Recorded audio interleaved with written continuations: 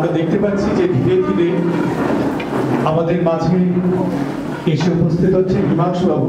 একটু ক্ল্যাপিং হোক, একটু আমরা হাততালি দিয়ে বরং ওনাকে বরণ করে নিই। আজকে সত্যি বড় আনন্দের দিন, খুশির দিন, এবং আজকে শুধুমাত্র একটি বই তার উদ্বোধন নয়, আমার মনে হয় প্রতি মুহূর্তে উনি ইতিহাস রচনা করছেন। একটু বিশ্রাম, কিন্তু আমরা সরাসরি মঞ্চে দেখে নেব আমাদের শ্রদ্ধার মানুষ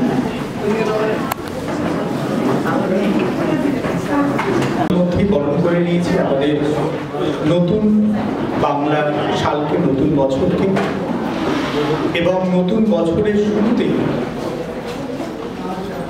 অপেক্ষার অবসানে যে বই আত্রেয় নদীর উপকথা, সেটি আমরা উপহার পেতে চলেছি এবং তারই আজ আনুষ্ঠানিক উদ্বোধন। আমাদের মাঝে উপস্থিত আছেন ইতিহাস অনুসন্ধান পরিষদের সভাপতি মাননীয় হিমাংশু সরকার মহাশয়। আমরা প্রথমেই স্যারকে মঞ্চে আসবার জন্য অনুরোধ জানাচ্ছি।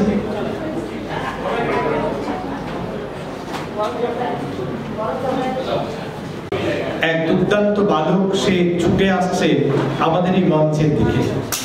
তিনি 90, কিন্তু আজও তিনি একইভাবে সকলের থেকে আগে ছুটে চলেছেন এবং দৃষ্টান্ত তৈরি করছেন, নতুন মুহূর্ত তৈরি করছেন, এক নতুন নতুন মঞ্চে বঙ্গরত্ন অধ্যাপক হিমাংশু কুমার সরকার মহাশয়। এরপরে আমি মঞ্চে আসবার জন্য অনুরোধ জানাবো আমাদের দক্ষিণ দিনাজপুর বিশ্ববিদ্যালয়ের উপাচার্য প্রফেসর ডক্টর প্রণব ঘোষ মহাশয়কে।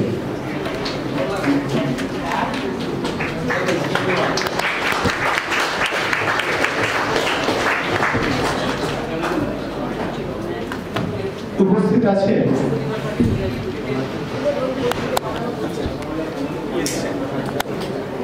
পঙ্কজবাবু এসেছেন না, বিশিষ্ট আইনজীবী মিস্টার সুশোভন চ্যাটার্জি মহাশয়, আরেকজন প্রিয় মানুষ মাননীয় স্বপন কুমার বিশ্বাস মহাশয়।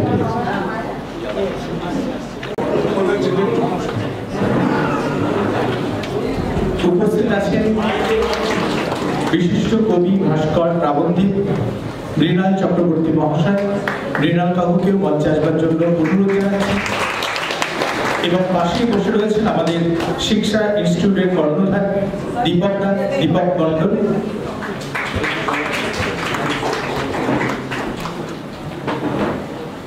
উপস্থিত আছেন মাননীয় সমিত কুমার সাহা মহাশয়। মাননীয় সমিত কুমার সাহা মহাশয়কে আমরা মঞ্চে আসবার জন্য অনুরোধ জানাচ্ছি।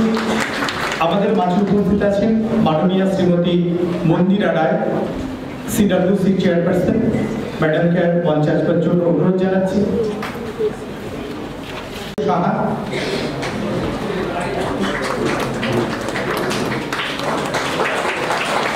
আমাদের বিশাল জ্ঞানী আমাদের মাঝে উপস্থিত আছেন বঙ্গরত্ন মাননীয় বিশ্বনাথ লাহা মহাশয়। আমি বিশ্বনাথ লাহা মহাশয়কে আসবার জন্য অনুরোধ জানাচ্ছি।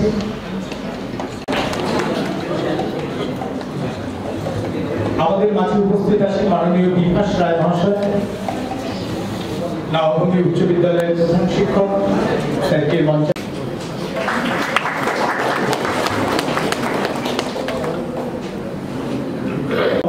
স্যারকে মঞ্চে আসবার জন্য অনুরোধ জানাচ্ছি।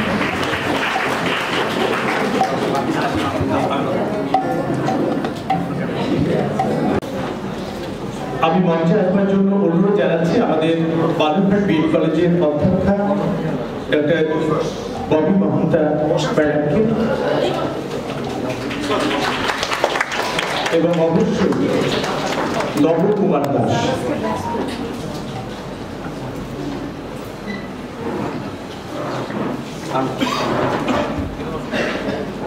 প্রথমেই আমরা বরণ করে নেব আমাদের সম্মানীয় অতিথিদের। অনুষ্ঠানের শুরুতেই যারা বড়রা রয়েছে তাদের প্রণাম, ছোটদের স্নেহাশিস এবং বন্ধুদের ভালোবাসা। কি কারণে উপস্থিত হয়েছে সেটা আমরা সকলেই জানি, কিন্তু তার আগে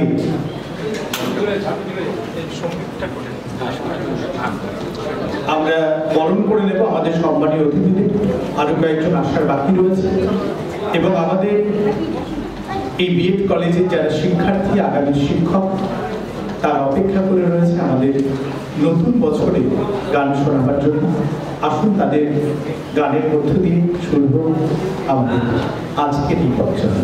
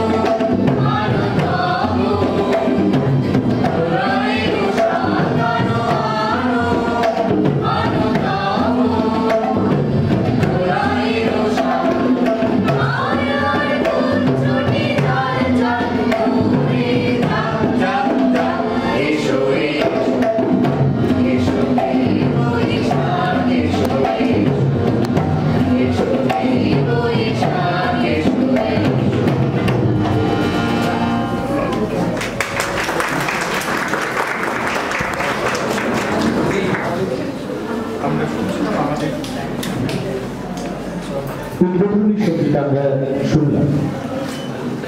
নতুন বছরকে বরণ করে নিয়ে এবং রবি ঠাকুরকে আশ্রয় করেই তো আমাদের প্রতিদিনের কষ্ট। তোমাকে দিলাম গুচ্ছ ফুলের মালা, নতুন বছরে লাবণ্য চন্দ্র। তুমি ভালো থেকো প্রার্থনা নদী চলে, আকাশকে বলি সুখে থাকো গৃহ। সকলে খুব ভালো থাকুন। নতুন বছর নতুন আনন্দে, নতুন আলোকে, নতুন ভাবে আমরা শুরু করি। এই পর্বে আমরা প্রথমেই বরণ করে নেব আমাদের সম্মানীয় অতিথিগণকে। প্রথমেই আমরা বরণ করে নেব আমাদের মাঝে উপস্থিত সাহিত্য সাধনা এবং শিক্ষার ক্ষেত্রে অনন্য ব্যক্তিত্ব। কিছু কিছু মানুষ থাকে তাদের ধী শক্তি এবং মন অত্যন্ত প্রবল, যে মানুষগুলোর সান্নিধ্যে এলে মনে হয় আমরা কোনো এক সমুদ্রের তীরে এসে দাঁড়িয়ে রয়েছি, সেই রকমই একজন মানুষ আমাদের অভিভাবক শ্রী হিমাংশু কুমার সরকার।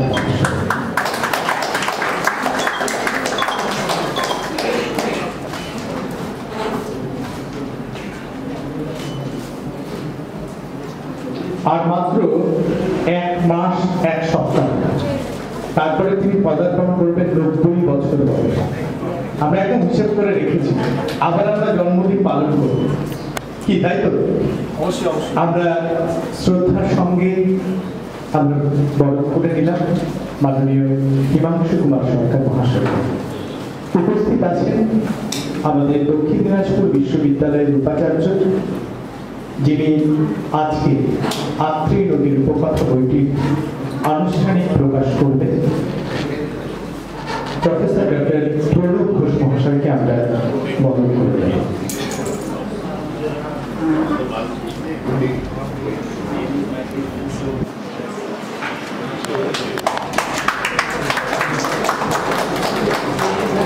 আমাদের শ্রদ্ধায় কৃতজ্ঞতায় আমরা বরণ করে নিচ্ছি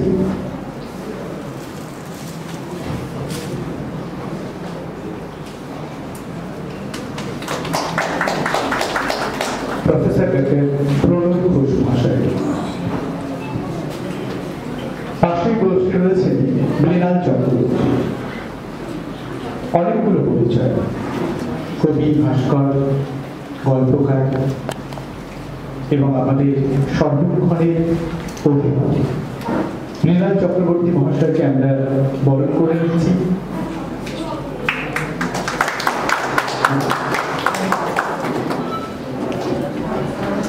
পাশে রয়েছেন বালুরঘাট কলেজের অধ্যাপক সমীর কুমার সাহা। আমরা বরণ করে নিচ্ছি মৃণাল চক্রবর্তী মহাশয়কে উত্তরীয় পুষ্পস্তবকে এবং চেয়ে নিচ্ছি আমাদের আশীর্বাদ বড়দের কাছ থেকে। এরপরে আমরা বরণ করে নেব বালুরঘাট কলেজের অধ্যাপক সমীর কুমার সাহা মহাশয়কে। বিশিষ্ট প্রাবন্ধিক এবং সমীরদার বিভিন্ন গবেষণা এবং সমীরদার লেখনীর হাত ধরে আমরা নতুন নতুন বিষয় আলোকপাত করতে পারছি, জানতে পারছি আমাদের জেলাকে নতুন।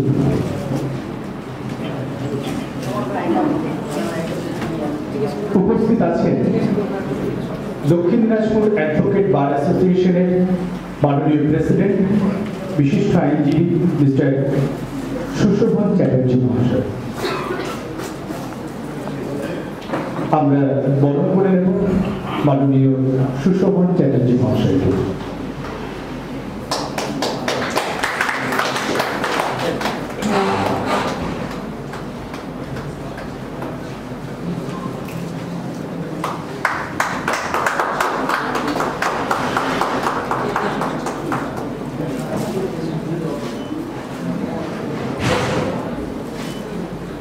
তার পাশে রয়েছে মাননীয় স্বপন কুমার বিশ্বাস মহাশয়, বিশিষ্ট শিক্ষাবিদ, সমাজসেবী। মাননীয় স্বপন কুমার বিশ্বাস মহাশয়কে আমরা বরণ করে নিয়েছি।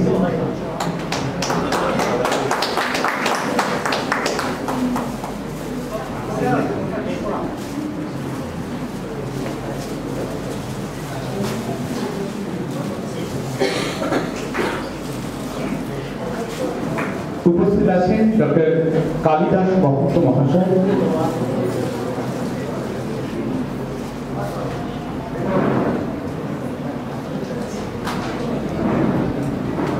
কালিদাস মহন্ত মহাশয়কে আমরা এবারে বরণ করে নেব।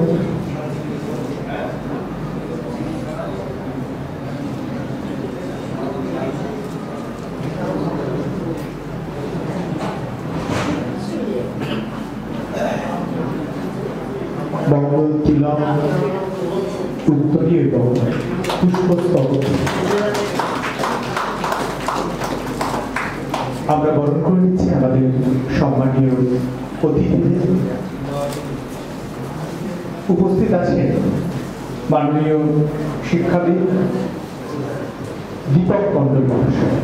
শিক্ষা ইনস্টিটিউটের কর্ণধার দীপকটা রয়েছে।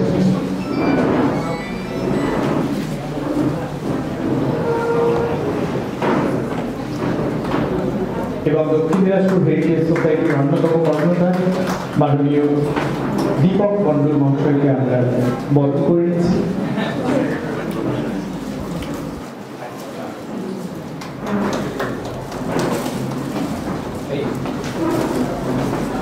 আমাদের মাঝে উপস্থিত রয়েছে বঙ্গরত্ন কবি মাননীয় বিশ্বনাথ লাহা মহাশয়।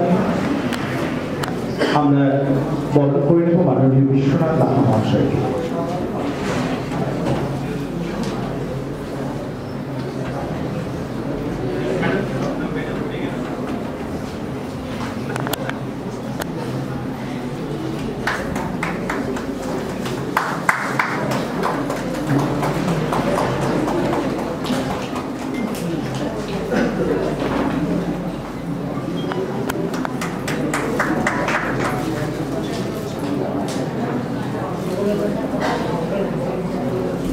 উপস্থিত আছেন মাননীয় শ্রীমতী মঞ্জুরা রায়, CWC চেয়ারপারসন।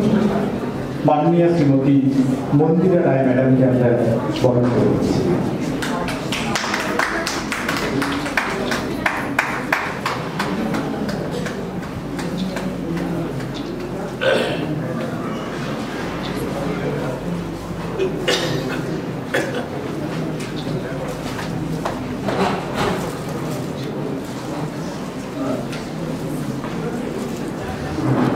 আমাদের মাঝে উপস্থিত আছেন mister Rathin Ghosh, PDO Dilip block. স্যারকে আমরা বরণ করে নিচ্ছি।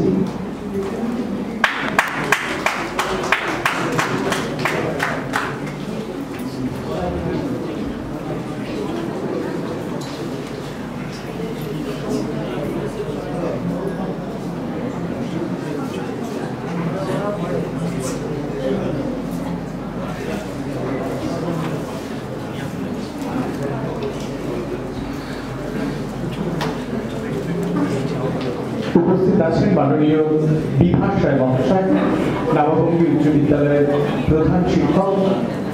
মাননীয় বিভাস রায় মহাশয়কে আমরা বরণ করে নেব।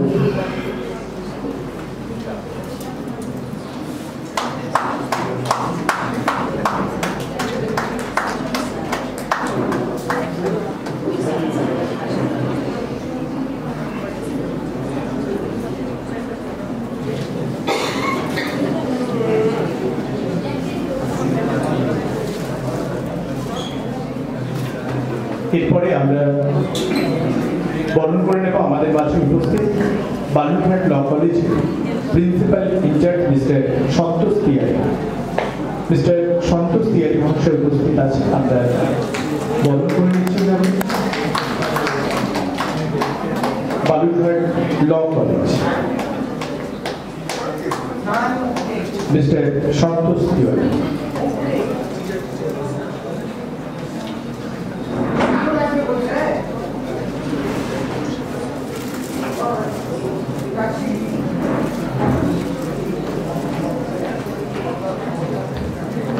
রয়েছেন মাননীয় উত্তরণ ব্যানার্জি, বালুরঘাট ল কলেজের প্রফেসর উত্তরণ ব্যানার্জি।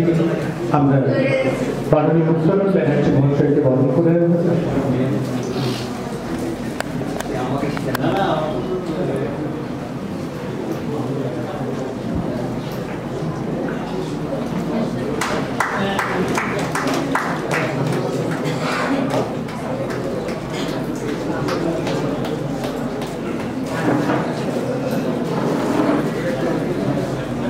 উপস্থিত আছেন বালুরঘাট ল কলেজের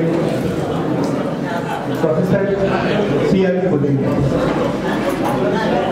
মজুমদার ম্যাডামকে আমরা বরণ করে নেব।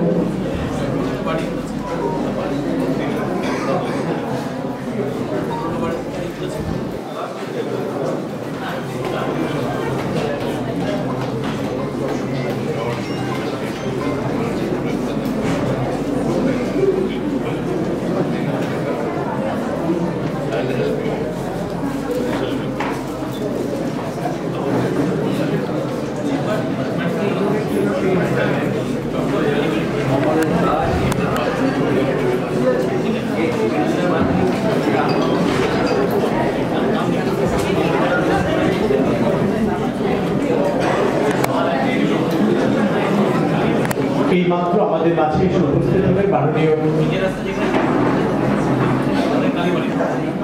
কমলেশ দাস মহাশয়কে। আমরা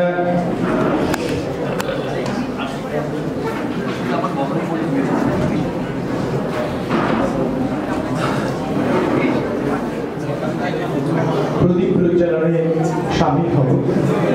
মঞ্চে উপবিষ্ট সকল সম্মানীয় অতিথি যারা রয়েছে সকলকে অনুরোধ করব যে আজকের এই বিশেষ দিনে এই প্রদীপ প্রজ্বালনে সকলে অংশগ্রহণ যে স্যারকে আমরা বরণ করে নিচ্ছি। আমাদের কলেজের পক্ষ থেকে বরণ করে নিচ্ছি ডক্টর আশিস কুমার দাস মহাশয়।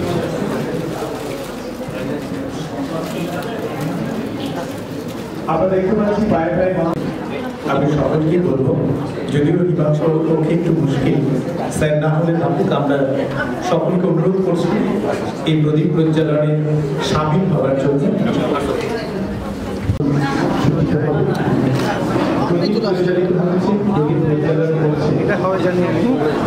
দক্ষিণ দিনাজপুর বিশ্ববিদ্যালয়ের উপাচার্য প্রফেসর ডক্টর প্রদীপ ঘোষ মহাশয় সহ অন্যান্য বিশিষ্ট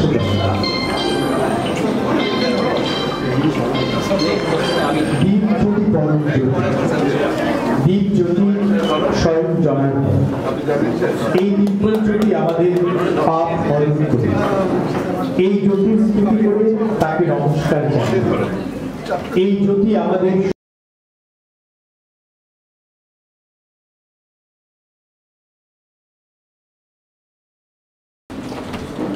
আমরা যাকে নিয়ে বা যার বই আজকে প্রকাশিত হতে চলেছে সেই মানুষটিকে দেখে আমরা বারবার অবাক হয়ে বিস্মিত। এর আগে বহু বই বহু ইতিহাস আমরা উপহার পেয়েছি ওনার কাছ থেকে। ইতিহাস সাহিত্য শিক্ষা, বিপ্লবী আন্দোলনে উত্তাল উত্তরবঙ্গ, হে অতীত কথা কও সে করে সন্ধান, 42-এর আন্দোলনে বালুরঘাট, এবং গত বছর ওনার 89তম জন্মদিনে ওনার বাড়িতেই প্রকাশিত হয়েছিল আমাদের বহু প্রতীক্ষিত সেই বই নতুন গবেষণার আলোকে সেন রাজবংশের ইতিহাস। এবং এ বছরই একটি বছর কিন্তু পূরণ হয়নি, এখনো বললাম 1 মাস 1 সপ্তাহ, তাই তো দিদি? একদম তাই। আমরা উপহার পেতে চলেছি আত্রি নদীর উপহার। আমাদের মাঝে উপস্থিত আছেন ডক্টর নবকুমার দাস মহাশয়, সম্পাদক ইতিহাস অনুসন্ধান পরিষদ এবং বালুরঘাট বিএড কলেজের সভাপতি। আমি অনুরোধ করব ডক্টর নবকুমার দাস মহাশয়কে এই পদে মূল্যবান বক্তব্যের জন্য।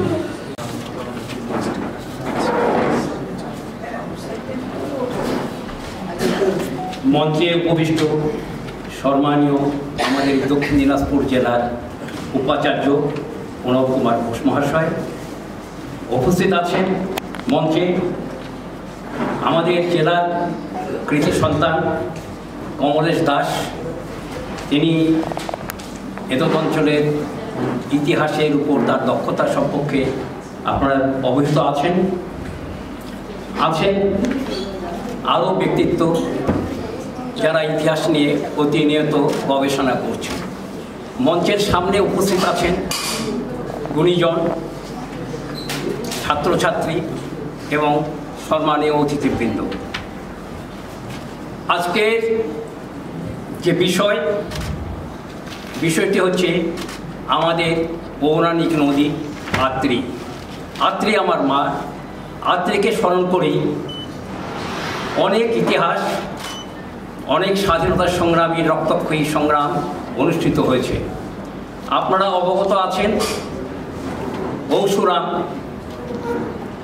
মাতৃ বধ করেছিলেন পিতৃ আদেশে। সেই তিস্রোতা আত্রি, করতোয়া এবং পুনর্ভবা, এই নদীগুলোর পরবর্তীতে গতি পরিবর্তন হয়েছে। তিস্রোতা ক্রমে ক্রমে 2 স্রোত হয়েছে, তার সঙ্গে যুক্ত হয়েছে পুনর্ভবা। তিস্তা সরে গেছে, আত্রি আর পুনর্ভবা যথাক্রমে আমাদের এই দিনাজপুর অবিভক্ত দিনাজপুর জেলার সার্বিক উন্নয়নে এবং স্বাধীনতা সংগ্রামে এবং এলাকার সার্বিক জনজীবনে মানুষের প্রতিষ্ঠিত করবার জন্য এই আত্রি নদীর ভূমিকা অত্যন্ত গুরুত্বপূর্ণ। আত্রি নদী 390 কিলোমিটার, তার মধ্যে 121 কিলোমিটার আমাদের ভারত ভূখণ্ডে, বাদবাকি অংশ পড়েছে বাংলাদেশে। জলপাইগুড়ি জেলার বৈকুণ্ঠপুরের কাছ থেকে এই নদী উৎপাদিত হয়ে বাংলাদেশের মধ্য দিয়ে এসে ভারতবর্ষে আমাদের কুমারগঞ্জের সামনে পড়ে, সেখান থেকে প্রতিরাম, বালুরঘাট, বিভিন্ন চক, অর্থাৎ 39টি চক মানে নদীর চড়া, সেই চকগুলোর পাশ দিয়ে এই নদী শিমুলতলা হয়ে পতিতলা হয়ে কাটাবাড়ি, বোড়াম, হারপুর হয়ে ফইমপুর, নজিপুর হয়ে এই নদী প্রবাহিত হয়েছে নওগাঁ জেলার বিখ্যাত একটি স্থান মান্দার। আজকে এখানে সেই মান্দার জমিদার বংশের একজন কৃতি সন্তান এখানে আছেন, সে সাংবাদিকতার পেশায় যুক্ত। সেই মান্দা থেকে আত্রি নদী প্রবাহিত হয়ে যমুনার সঙ্গে যুক্ত হবার পর এই নদী চলন বিলে পড়ে।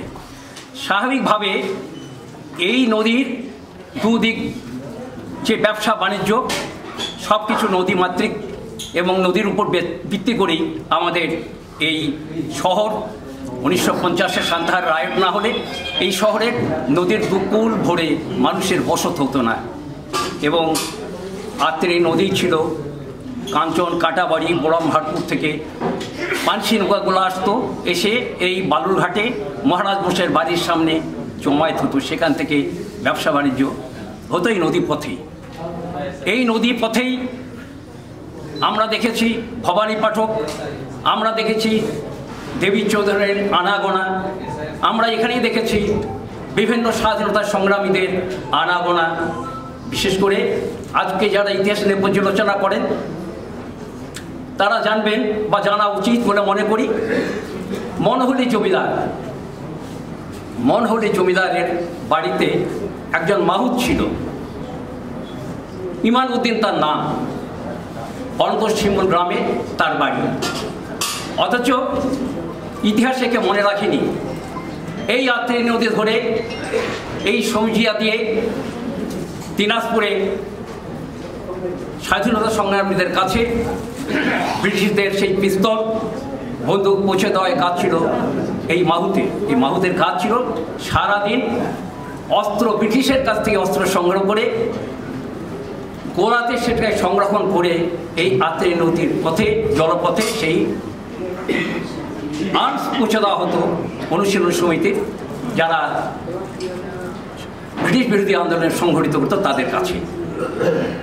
এমনি করেই ইতিহাস পরবর্তী স্বাধীনতার প্রেক্ষাপটে আমরা যে ইতিহাস জেনেছি, যেসব লোকদের স্বাধীনতার ক্ষেত্রে অবদান ছিল তাদের ইতিহাসের কোনো পাতাতে তাদের নাম খুঁজে পাওয়া যায়নি, কারণ এরা তাম্রপত্রের যে তালিকা তাতেও এরা ছিল না। স্বাভাবিকভাবে এই আত্রি নদী অনেক স্বাধীনতা সংগ্রামের ধারক এবং বাহক। এই আত্রি নদী আজকে প্রায় মৃতপ্রায়। একটা সময় এই নদী প্রতি বছর বন্যা হতো, যার ফলে এই প্রত্যেকটা ঘাটে আমাদের মালপাড়া ঘাট, সদর ঘাট, ডাঙ্গি ঘাট, চক্কাশি ঘাট, প্রত্যেকটা রঘুনাথপুর ঘাট, সব ঘাটেই নৌকো ছিল। নৌকো দিয়ে এপার থেকে ওপারে মানুষের যাতায়াত করত। ঠিক একটা মানুষের কথা না বললে খুব অন্যায় হয়ে যায়, সেই মানুষ হচ্ছে মুকুল বসু।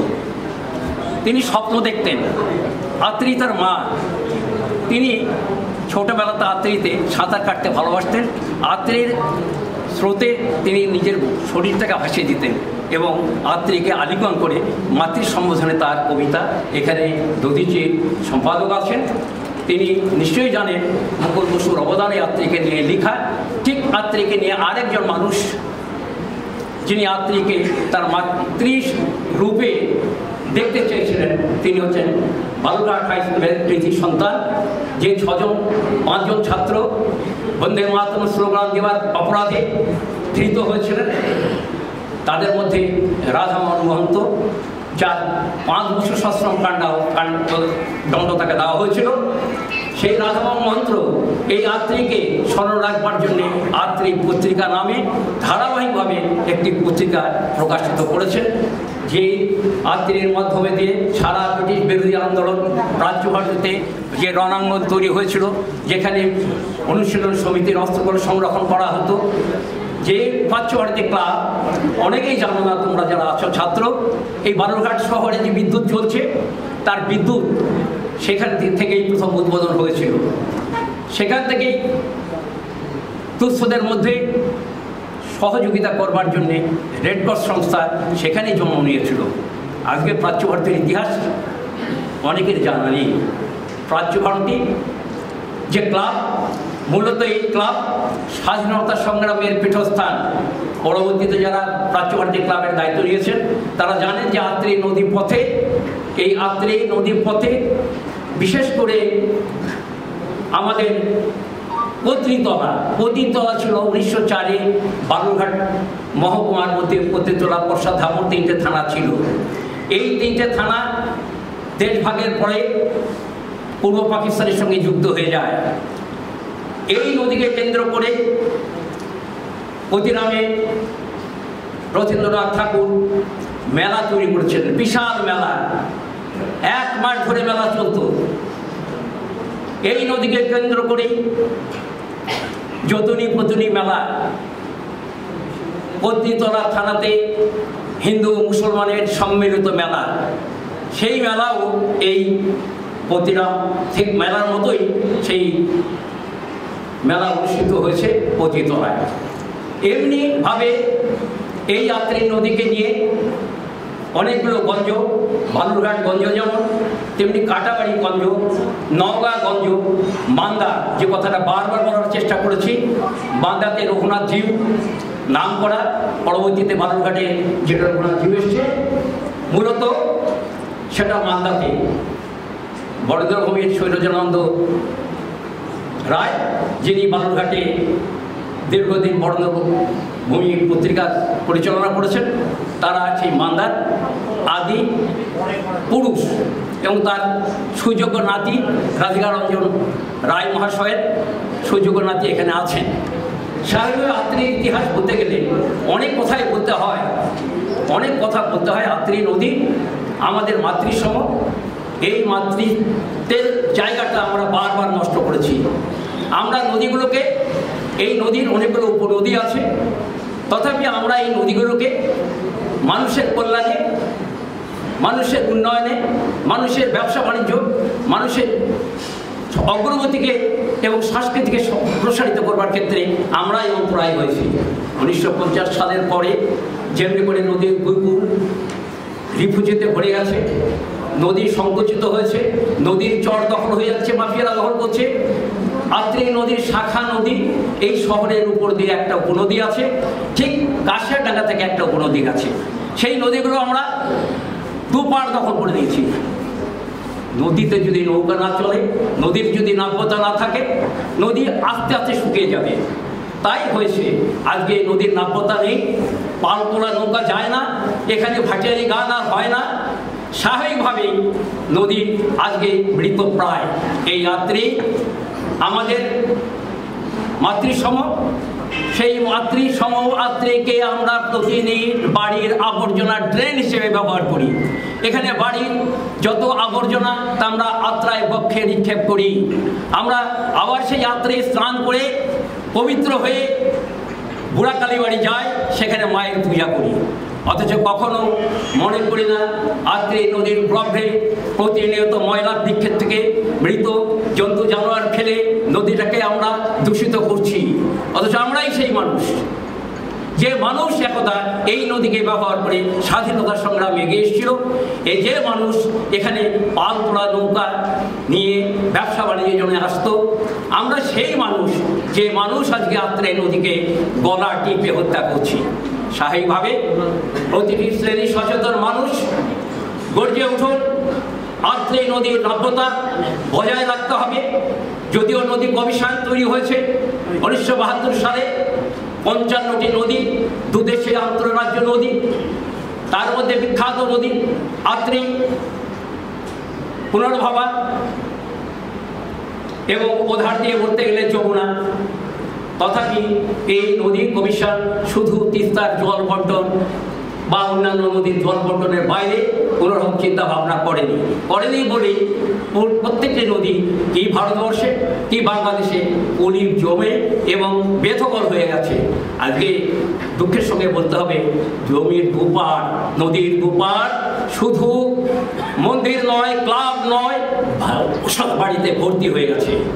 স্বাভাবিকভাবে আমার আবেদন, আজকের এই ঐতিহাসিক আত্রি উপকথা পুস্তকটির আনুষ্ঠানিক উদ্বোধনের মধ্য দিয়ে আপনারা সুচিন্তিত মানুষ, এই আত্রি মাকে বাঁচান। আত্রি বাঁচলে আপনারা বাঁচবেন, আপনাদের সভ্যতা সংস্কৃতি দীর্ঘজীবী হবে। এই বলে আপনাদের সকলকে আমার আন্তরিক ধন্যবাদ জানিয়ে আমার বক্তব্য শেষ করছি।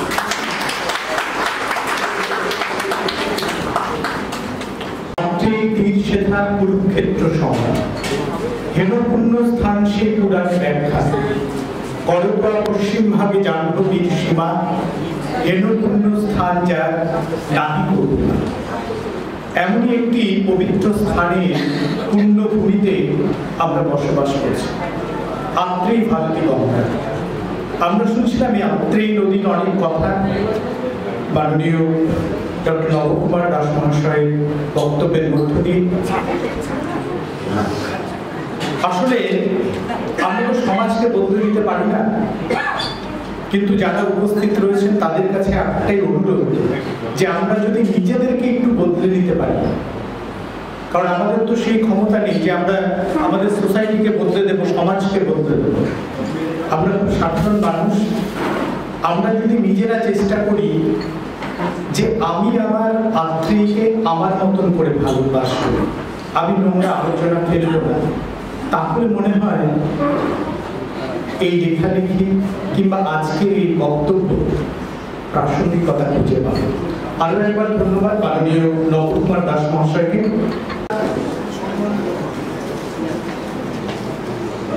মঞ্চে উপবিষ্ট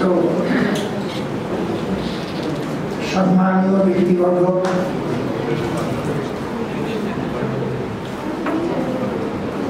আমার সামনে উপস্থিত মহিজন, আমার ছাত্রছাত্রী ভাই বোনেরা, আমাকে এই বিশেষ পরিবেশে ডাকা হয়েছে কিছু বলার জন্য।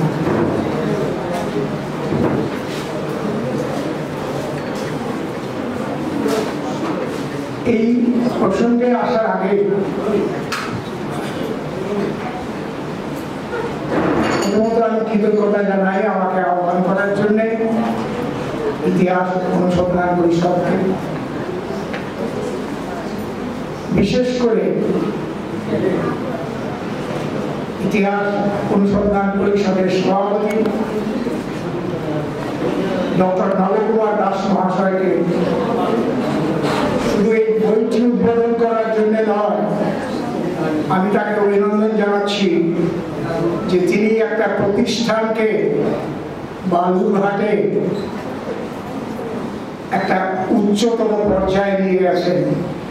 Balurghat BEd college autonomous college হয়েছে। শুধু বালুরঘাট নয়, গোটা বেঙ্গলের মধ্যে প্রাইভেট বিএড কলেজগুলোর মধ্যে আমার মনে হয় this is the first college. এটা একটা কৃতিত্বের বিষয়। নীরব কর্মী ভৈরব যেমন গঙ্গাকে নিয়ে আসতে অনেক বাড়াই প্রতি তাকে ফেস করতে হয়েছিল, ওনাকেও তাই হয়েছিল, অনেক বাড়াই প্রতি ফেস করতে হয়েছে। আর একজনকে আমি সম্মান জানাই, শ্রদ্ধা জানাই, আমার ভাতৃপ্রতিম, কিন্তু আমি শ্রদ্ধা জানাই তার নিরলস কর্তব্য কাজের মধ্য দিয়ে তিনি যেভাবে নববাবুকে সাহায্য করে এসছেন, তিনি হলেন ডক্টর আশিস কুমার দাস। আমি জানি সেই ছেলেটি কিরকম ভাবে বিভিন্ন কাজে নিঃস্বার্থে এগিয়ে যান। আমি আরো আমার কৃতজ্ঞতা জ্ঞাপন করছি এখানে উপস্থিত দক্ষিণ দিনাজপুর বিশ্ববিদ্যালয়ের ভাইস চ্যান্সেলর, ওনার সম্পর্কে আমার কিছু ধারণা আছে। উত্তরবঙ্গ বিশ্ববিদ্যালয়ের রেজিস্ট্রার সাহেব তিনি আমাকে বলেছেন যে একজন কর্মঠ ব্যক্তি গেলেন, গুণী ব্যক্তি গেলেন, আপনারা দেখবেন আপনাদের বিশ্ববিদ্যালয়ের উন্নতি হবে। আমরা বিশ্ব বালুরঘাটবাসী আশা করব ওনার চেষ্টায় বালুরঘাট দক্ষিণ দিনাজপুর বিশ্ববিদ্যালয় নতুন নতুন বিভাগ খুলবে, নতুন নতুন দিকে এগিয়ে যাবে এবং গবেষণামূলক কাজে এগিয়ে আসবে। আমার এবারে আমি আসি মূল বিষয়টি হচ্ছে আমার শিক্ষক প্রতিম হিমাংশু কুমার সরকার মহাশয়ের লিখিত গ্রন্থের উদ্বোধন। গ্রন্থটার নাম কি? আত্রেয়ীর উপকথা, ইতিকথা। আত্রেয়ীর ইতিকথা অর্থাৎ ইতিহাস। হিমাংশু বাবুর সাথে আমার পরিচয় দীর্ঘদিনের, অলমোস্ট 55 years, 55 বছর ধরে তার সাথে আমার পরিচয়। আমি ওনার বিভিন্ন লেখা পড়েছি, বিভিন্ন বইগুলো দেখেছি। একটু আগে তার বিভিন্ন বইয়ের নাম উল্লেখ করেছেন, আমি আর পুনরায় উল্লেখ করতে চাই না। ওনার প্রথম যে লেখাটা নিয়ে উনি বাংলাদেশে আমাদের পশ্চিমবঙ্গের মধ্যে বিশেষভাবে দৃষ্টি আকর্ষণ করেছিলেন সেটা হচ্ছে আইডেন্টিফিকেশন অফ রামাবতী। এই রামাবতীর আইডেন্টিফিকেশন নিয়ে ওনার লেখা প্রবন্ধ এশিয়াটিক সোসাইটি থেকে বের হয়েছিল এবং উনি বিশেষভাবে তার জন্য সম্বোধিত হয়েছিলেন। উনি অনেক বই লিখছেন, উপকথা, কথা লিখেছেন। প্রত্যেকটা লেখার মধ্যে দিয়ে ওনার ভিতরে একটা স্বকীয়তা আছে, অর্থাৎ কপি পেস্ট ইতিহাস নয়। উনি ইতিহাসকে তল থেকে দেখবার চেষ্টা করেছেন, ভিতর থেকে দেখবার চেষ্টা করেন এবং বলবার চেষ্টা করেন, সহজভাবে মানুষের সামনে তুলে দেওয়ার চেষ্টা করেন। একটা জায়গায় আমার দ্বন্দ্ব আছে, সেটা হচ্ছে উনি কেন আত্রায়ের উপকথা লিখলেন। আমরা দিনাজপুরের মধ্যে যখন আছি তখন কিন্তু আত্রেয়ী, অর্থাৎ দক্ষিণ দিনাজপুরের মধ্যে যখন আছি তখন কিন্তু আত্রাই নয়, আত্রেয়ী। বিভিন্ন পুরাণে আত্রেয়ী পাবেন, মহাভারতে আত্রেয়ী পাবেন, দেবী পুরাণে আত্রেয়ী পাবেন, চণ্ডীমঙ্গলে বা বিভিন্ন মনসা মঙ্গল সব জায়গা থেকে আত্রেয়ী পাবেন, নট আত্রাই। উনি আত্রাই লিখেছেন, আমি জানি না। কিন্তু যদি বাংলাদেশে যান, ওই যে নববাবু বললেন 390 কিলোমিটার বিস্তৃতি আত্রাই নদী।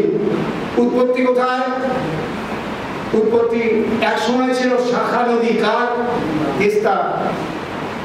কবে বন্ধ হয়ে গেল? কেন বন্ধ হয়ে গেল? কেন সিল্টেড হলো? কেন পলি পড়ে যাচ্ছে? কেন স্রোত নেই? কেন যানবাহন নেই? যদি সব জিনিসগুলোকে আমরা দেখতে চাই তাহলে দেখব যে 1787 সালে এবং 88 সালে একটা ভয়ঙ্কর বন্যা হয়। সেই বন্যায় পাহাড় থেকে সিল্টেড সমস্ত বালি পাথর এগুলো নেমে আসে, আর ওই অঞ্চলে কাঠের যারা ব্যবসা বাণিজ্য করতো সেই কাঠগুলো ওখানে জমা ছিল। তার ফলে আত্রেয়ী এবং তিস্তার মধ্যে যে যোগসূত্রটা ছিল সেটা বন্ধ হয়ে যায়। তারপরে আবার প্রায় 100 বছর পরে একটা ভূমিকম্প হয়, তারপরে এখানকার লেয়ারটা উঁচু হয়ে যায়, ফলে ওই জলধারটা বন্ধ হয়ে যায়। সেই জন্যই আত্রেয়ী স্রোতহীন। আত্রেয়ী নাম কোথা থেকে, তার সোর্স কোথা থেকে হলো, এখনকার আত্রেয়ী কোথা থেকে? শিলিগুড়ি মহকুমার 40 নম্বর ওয়ার্ডের বৈকুণ্ঠপুর ফরেস্টের 3টে নদী থেকে, নদী ঠিক বলবো না, ছোট ছোট নালা থেকে, সেই 3টে নালা থেকে ধীরে ধীরে ধীরে ধীরে এসে আপনারা জলপাইগুড়ি থেকে ক্রস করে জলপাইগুড়ির আগে দেখবেন এই নদীগুলো পড়েছে, ছোট ছোট ছোট ছোট কালভার্ট আছে যেটা রংপুরের মধ্যে ঢুকে গেছে, পরে সেটা বাংলাদেশের মধ্যে প্রবেশ করেছে এবং বাংলাদেশে এসে আত্রাই নাম নিয়েছে। বাংলাদেশে আত্রাই নাম নিয়েছে, বাংলাদেশের ভিতরে আত্রাই, এখানে আত্রেই। আবার যখন আপনারা ভাষা ক্রস করে এই দক্ষিণ দিকে চলে যাবে, নববাবু উল্লেখ করছিলেন বারে বারে চলনবিলের দিকে, সেখানে কিন্তু আত্রাই, আত্রেই নয়। এর পিছনে যদি খুঁজতে চান তত্ত্ব, তার অন্য কারণ আমার মনে হয়েছে, আমি এখানে উল্লেখ করছি না, হয়তো অন্যরকম ভাবে ভাব হতে পারে। কেন আত্রাই মুনির নাম অনুসারে হয়েছে, পুরাণের নাম অনুসারে আসছে, বিভিন্ন তোমার আপনার লেখনীর মধ্য দিয়ে আসছে, আর আমাদের বিভিন্ন ওই উপকথা, পুরাণ, গল্প, ধর্ম, বিভিন্ন জিনিসের মধ্যে দিয়ে কিন্তু আত্রেই এসছে। আত্রেয় মুনি, আত্রাই, আত্রি, অত্রিয়, অত্রি। আমি রেফারেন্সে আছি না, কারণ আমাকে টাইম দিয়েছে 10 মিনিট স্ট্রিক্টলি, সুতরাং 10 মিনিটের বেশি বলবো না, আমার আর 3 মিনিট হাতে সময় আছে। আমরা এই আত্রেয় নদীটাকে কত রকম ভাবে দেখি, নববাবু উল্লেখ করেছেন, আমি আবার রিপিট করছি না। এই নদীর ঘাট দিয়ে, এই নদী দিয়েই চলে যেত দুধ, তিল, সল, লবণ, এই নদী দিয়ে চলে যেত, এই নদী ধরেই চলে যেত, পাহাড়ে অতিক্রম করে চলে যেত সিল্ক, যেটাকে আমরা সিল্ক রুট বলি, রংপুর দিয়েও চলে গেছে, এই নদী রংপুর দিয়ে গেছে। সুতরাং তিস্তা একদিকে চলে গেছে, ব্রহ্মপুত্র কোর্স চেঞ্জ করে চলে গেছে ব্রহ্মপুত্রে, আত্রেই কিন্তু তার স্বকীয়তা হারায়নি। আত্রেই ভারতী গঙ্গে, গঙ্গা এবং ভারতীর আগে আত্রেয়ীর নাম। আত্রেই কুমারী নদী, আত্রেয়ীকে কুমারী নদী আগে চিহ্নিত করা হয়। আত্রেয়ীতে সারা বছর চান করা যায়, অন্য কোনো নদীতে সারা বছর চান করা যায় না, কারণ বিশেষ করে অমাবতীর সময় অন্য নদীতে চান করা যায় না, নিষিদ্ধ আমাদের ধর্ম মধ্যে। আত্রেয়ী নিষিদ্ধ নয়, কুমারী নদী, সে কোনোদিন রজস্বলা হয় না আমাদের। সুতরাং আত্রেয়ীকে জানতে গেলে, আত্রেয়ী আমাদের হৃদয়, আত্রেয়া আমাদের মা, আত্রেয়ীকে জানতে গেলে আত্রেয়ীর বিভিন্ন দিক, এর ভিতর দিয়ে অর্থাৎ আত্রেয়ীর দুপাশে দুই কুল, সেটা আপনার এই অ্যালুভিয়াল সয়েল, উর্বর জমি, এই উর্বর জমিতে কৃষকেরা চাষ করে। আমরা এই কৃষকদের মধ্যে উত্তাল আন্দোলন দেখেছি আত্রেয়ী ধার দিয়ে, এবং বিশেষ করে বাংলাদেশের চিনি বন্দর, দিনাজপুর, এই সমস্ত অঞ্চলগুলিতে বিপ্লবী আন্দোলন, আপনার ব্রিটিশ বিরোধী আন্দোলন, এই সমস্ত আন্দোলনগুলো হয়েছে। নববাবু আত্মাবী আন্দোলনগুলো সম্পর্কে উল্লেখ করেছেন, আমি যাচ্ছি না। আর একটা বিষয় আমি এখানে উল্লেখ করছি, সেটা হচ্ছে এই অঞ্চলটা ছিল কৈবর্তদের দেশ। পাল রাজাদেরকে সরিয়ে দিয়ে কৈবর্তরা ক্ষমতায় এসেছিল। সুতরাং কৈবর্ত বিদ্রোহ, এই কৈবর্ত বিদ্রোহ পাল আমলকে, দ্বিতীয় ভাই পালকে শেষ করে দিয়ে পাল রাজা এখানটায় কৈবর্ত রাজারা সেখানে যেতে বসেছিল, ক্ষমতায় বসেছিল। কৈবর্ত মানে কারা? জেলে এবং চাষা। একটা আমরা আমাদের দেশীয় ভাষা বলি, একটা চেপে ধরা আর একটা ছুঁড়ে মারা। চেপে ধরা হচ্ছে যারা চাষি চাষ করেন, ছুঁড়ে মারা হচ্ছে যারা জাল ফেলে মাছ ধরেন। এদের আধিপত্য ছিল এই অঞ্চলে। ফলে এই অঞ্চলের লোক সংস্কৃতি গড়ে উঠেছে ওই সমস্ত মানুষগুলোকে নিয়ে। এখনো এদের প্রভাব আত্রেয়ী তীরবর্তী অঞ্চলগুলিতে আপনারা দেখতে পাবেন। সামাজিক ক্ষেত্রে বিশেষ করে গাজন পুজোর সময় আপনারা দেখতে পারবেন যে কি ধরনের কত ব্যাপকতা রয়েছে এর মধ্যে দিয়ে। আমি অনেক বলার আছে, আমার বলার মতো আর সুযোগ সময় নেই। আমি এখানে আপনাদের শেষ করছি। সবাইকে প্রণাম জানিয়ে আমি আমার শ্রদ্ধা নিবেদন করে শেষ করছি। নমস্কার।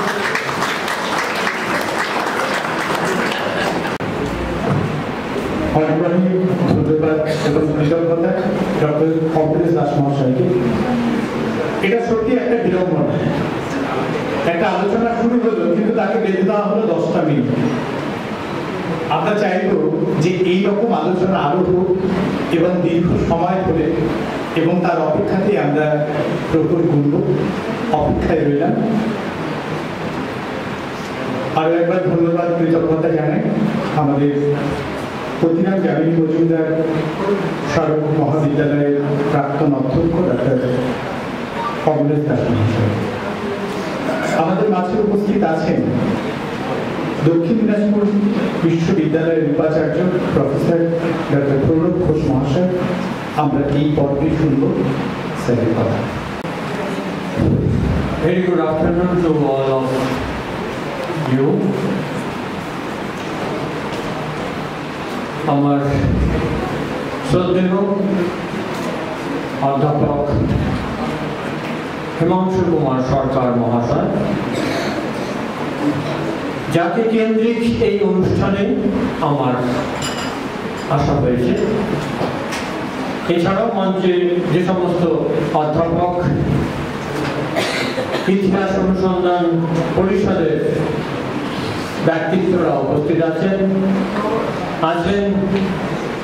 দক্ষিণ দিনাজপুর জেলার বিভিন্ন আধিকারিকেরা, তাদের সবাইকে আমার শ্রদ্ধার্ঘ জানিয়ে এবং আমার সামনে উপবিষ্ট বিশেষ ব্যক্তিত্ব যারা আছেন এই অনুষ্ঠানকে সফল করতে এসছেন তাদেরকে, বিএড কলেজের সমস্ত ছাত্রছাত্রীদেরকে নমস্কার জানিয়ে আমি কয়েকটি কথা বলব।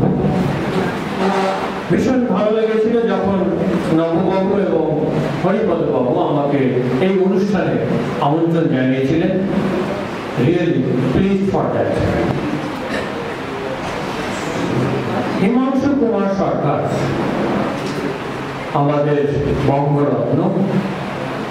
এই পরিচয়টাই শুধু ওনার পরিচয় নেই, ওনার পরিচয় হচ্ছে উনি ইতিহাসকে জীবন্ত করেছেন। যে ইতিহাস উনি লিখেছেন সেই ইতিহাসের মধ্যে তিনি প্রাণ সঞ্চার করেছেন। তার অভিজ্ঞতা, ইতিহাসের প্রতি তার ভালোবাসা, এইগুলোকে উনি তার লেখনের মাধ্যমে আমাদের সামনে এখনো পর্যন্ত পৌঁছে দেওয়ার কাজ করে যাচ্ছেন। ছোট্ট একটি ঘর পুস্তকে ঘিরে আছে, একতলা ঘর, সেইটাতে উনি থাকেন। চারিদিকে বইপত্র, পেছনে নিজেই একটা স্কুল খুলেছেন যেখানে ছাত্রছাত্রীরা পড়াশোনা করে। আমি নববাবুকে ছোট না করে বলতে পারি, আমার মনে হয়েছিল এখানে গিয়ে যদি আমাদের ইউনিভার্সিটিটা এখানে হতো তাহলে হয়তো আরো ভালো হতো, পড়াশোনার পরিবেশটা আরো ভালো হতো। তো সেই রকম পরিবেশ থেকে হিমাংশু বাবু অহরহ আমাদের জন্য লিখে যাচ্ছেন। তার প্রায় 90 বছর বয়স, মানে 70 বছরের অভিজ্ঞতাকে তিনি কাজে লাগিয়েছেন এবং তার মধ্যে যে অরিজিনালিটি আছেন সেইগুলো ওনার বইয়ের মধ্যে দিয়ে উনি আমাদের কাছে পৌঁছে দিচ্ছেন। একটা অসম্ভব ব্যাপার। আমরা যখন পড়াশোনা করি এবং গবেষণা শেষ পর্যায়ে যখন গবেষণা করি, তখন আমার supervisor A.P. Srikrishna Indian Institute of Sciences, তিনি আমাকে বলেছিলেন, Pranab, you have to work very hard to build your thesis. I asked him, কেন স্যার আপনি এরকম কেন বলছেন, কেন আমাকে এত পরিশ্রম করতে হবে? তুমি শেষ করো, তখন তুমি বুঝবে যে কেন পরিশ্রম করতে হবে। আফটার দ্যাট তুমি নিজেই বলবে কেন মানুষের পিএইচডি থিসিস একবারই লেখে, কারণ এর পিছনে যে পরিশ্রম করতে হয় সেটা দ্বিতীয়বার করা যায় না। হিমাংশু বাবু তার ব্যতিক্রম, একটার পর একটা তিনি থিসিস লিখে যাচ্ছেন। কি করে সম্ভব? I do not know. বিশেষ ক্ষমতা ওনার মধ্যে আছে। কিছু কিছু ব্যক্তি ভগবানের দানে আমাদের কাছে পৌঁছে যান, হিমাংশু বাবু তাদের মধ্যে একজন। তা না হলে এটা সম্ভব নয়। আর তিনি যা চর্চা করছেন সেগুলো কিন্তু চোখের সামনে নেই। আমরা গবেষণা করি, অন্যান্য বিষয় নিয়ে চোখের সামনে থাকে, সেগুলোকে নানাভাবে ইত্যাদি করে বই আকারে প্রকাশ করি, কিন্তু তাকে ইতিহাস বুঝতে হয়, সেই ইতিহাসের মধ্যে নিজেকে জড়িয়ে নিতে হয়, তারপর সেটা আমাদের সামনে আসে। কাজেই একটা অসম্ভব কাজকে তিনি সম্ভব করেছেন তার লেখনীর মাধ্যমে এবং আমাদের কাছে পৌঁছে যাচ্ছে। আজকের যে বিষয়বস্তু, যে বইটি প্রকাশনার জন্য আজকের এই অনুষ্ঠান, সেটা আত্রাই নদীর ইতিকথা। আমি একটু যাবো না আত্রাই নদী সম্বন্ধে, কারণ নববাবু আর আমাদের প্রফেসর দাস মহাশয় যা বলেছেন এর বাইরে যাওয়ার ক্ষমতাই আমার নেই, because I am not belongs to the family of history. যাই হোক, ওনারা অনেকটাই হাইলাইট করেছেন এবং আমি অনেক কিছু এখানে বসে বসে শিখলাম, কারণ ব্যক্তিগতভাবে আমি তো বালুরঘাটের লোক নই, কিন্তু আত্রাই সম্বন্ধে আমি আগে একটু পড়েছি, কিন্তু আজকে অনেক বেশি জ্ঞান আমি অর্জন করলাম এই দুইজনের কথাতে। আর বইটা আমি 3-4 দিন আগেই নববাবুর কাছ থেকে চেয়ে নিয়েছিলাম একটু পড়বো বলে। অসাধারণ লেখা। উনি যে সমস্ত পরিচ্ছেদ এখানে রেখেছেন, প্রত্যেকটা পরিচ্ছেদ থেকেই আমরা আবার কাজ শুরু করতে পারি, যেটাকে এক্সপ্লোর করলে পরে প্রত্যেকটা অধ্যায় দিয়ে এক একটা থিসিস রচিত হতে পারে। একটা নদী যখন বয়ে যায়, আমরা যদি সেই নদীটাকে লক্ষ্য করি তাহলে একটা একটা করে জিনিস আছে। নদীর পাশের সভ্যতা কিরকম ছিল, নদীর মধ্যে কি আছে, নদীটি কেন এমন হলো, তার পরিধি কেন এরকম হলো, কোথা থেকে এলো, তার বিশেষত্ব কি, তার মধ্যে যে মেরিন প্রোডাক্ট গুলো আছে সেইগুলো কেন হলো ইত্যাদি দিয়ে যদি আমরা বসি তাহলে আমরা অনেক ইতিহাসে খুঁজে পাবো এবং তার থেকে এক একটা নতুন নতুন অধ্যায় রচিত হবে।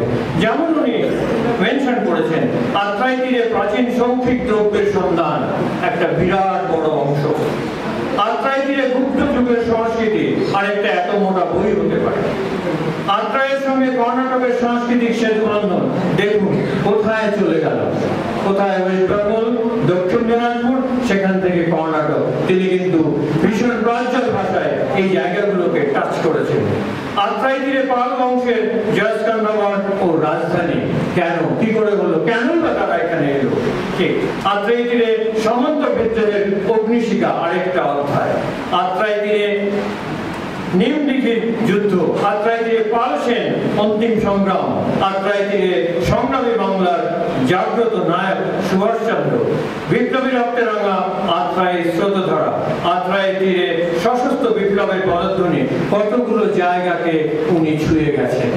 যারা সত্যি ইতিহাস নিয়ে ভাবেন, যারা ইতিহাসকে আরো চর্চা করতে চান, তাদের জন্য এটা একটা মহাসম্পদ।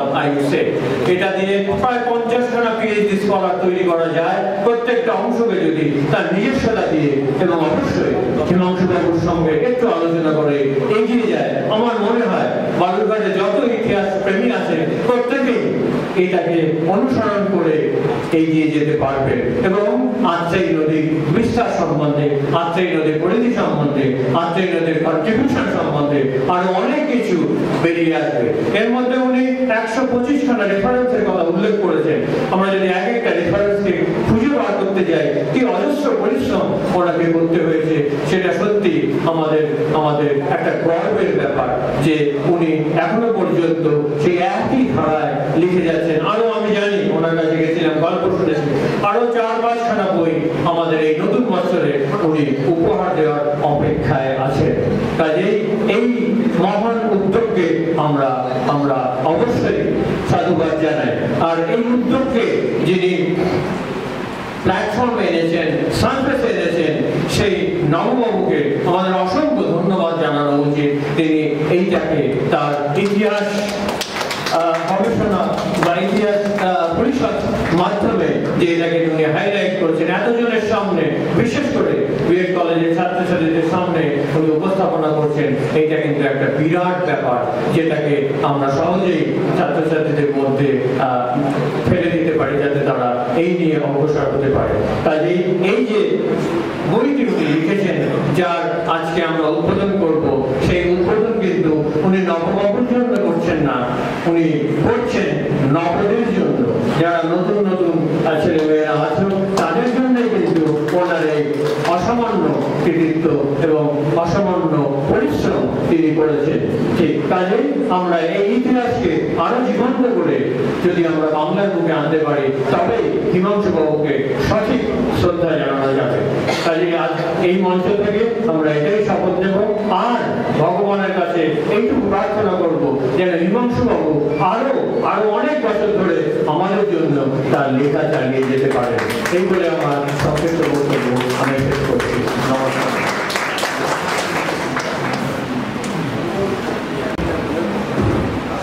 আমরা শুনছিলাম প্রফেসর ডক্টর প্রণব ঘোষ মহাশয়ের কথা। অনেক অনেক অভিনন্দন, কৃতজ্ঞতা জানিয়ে স্যারকে। আমরা যে জন্য আজকে উপস্থিত হয়েছি সে কথা আমরা সকলেই জানি। সালটা 1936, অবিভক্ত দিনাজপুর জেলার হিলি শহরে যিনি জন্মগ্রহণ করেছিলেন। তারপর হিলি রমানাথ উচ্চ বিদ্যালয়ে মাধ্যমিক শিক্ষা সমাপ্ত করে বালুরঘাট কলেজ থেকে আইএ পরীক্ষা দেয় এবং পশ্চিম দিনাজপুর জেলার মধ্যে প্রথম বিভাগে প্রথম স্থান অধিকার করেন। এরপর তিনি বহরমপুর কৃষ্ণনাথ কলেজ থেকে ইতিহাসের অনার্স সহ স্নাতক ডিগ্রি লাভ করেন এবং এতেও প্রথম স্থান অধিকার করেন এবং স্বর্ণ পদক পান। অতঃপর কলকাতা বিশ্ববিদ্যালয় থেকে দুটি বিষয়ে এমএ ডিগ্রি এবং বিশ্বভারতী বিশ্ববিদ্যালয় থেকে বিএ ডিগ্রি লাভ করেন। আসলে যে মানুষটির কথা বলছি আপনারা সকলেই জানেন, আমাদের শ্রদ্ধার মানুষ, যে মানুষটির কাছে আমরা বারবার নত জানাই, যে মানুষটি আমাদের প্রতি ক্ষণে প্রতি মুহূর্তে পথ দেখান, তিনি প্রফেসর হিমাংশু কুমার সরকার। আমরা যখন বয়সকে একটা বাহানা করে বলি আর হবে না, অনেক বয়স হয়ে গেছে, ঠিক আজ থেকে 3 বছর আগে 2022 সালে তিনি প্রতিষ্ঠা করলেন ইতিহাস অনুসন্ধান পরিষদ।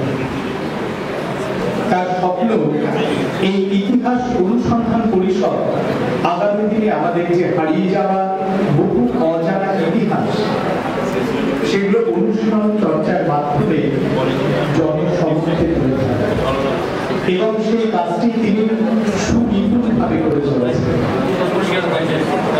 আর কথা না এবারে আমরা কথা শুনব। আমি অনুরোধ করব আমাদের শ্রদ্ধার মানুষ, ভালোবাসার মানুষ, প্রিয় মানুষ হিমাংশু কুমার সরকার মহাশয় মূল্যবান বক্তব্য 1000 এবং সেটি প্রকাশন কলকাতা, সেই প্রস্তুতি চলছে। আমরা আরো একটু উপহারের অপেক্ষায় রইলাম।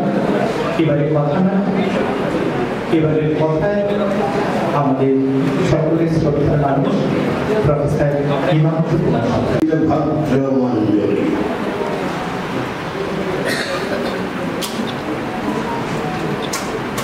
আমাকে কিছু বলতে বলা হয়েছে, আমিও বলতে রাজি হয়েছি। অসুবিধা হয়েছে, আমি গত কয়েকদিন ধরে খুব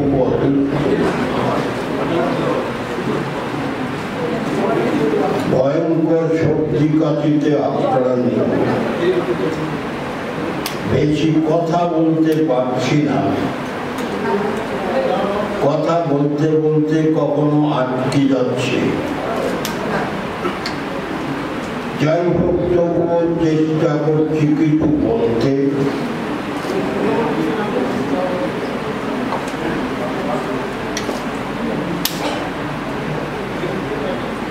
বালুরঘাট বাছির কাছে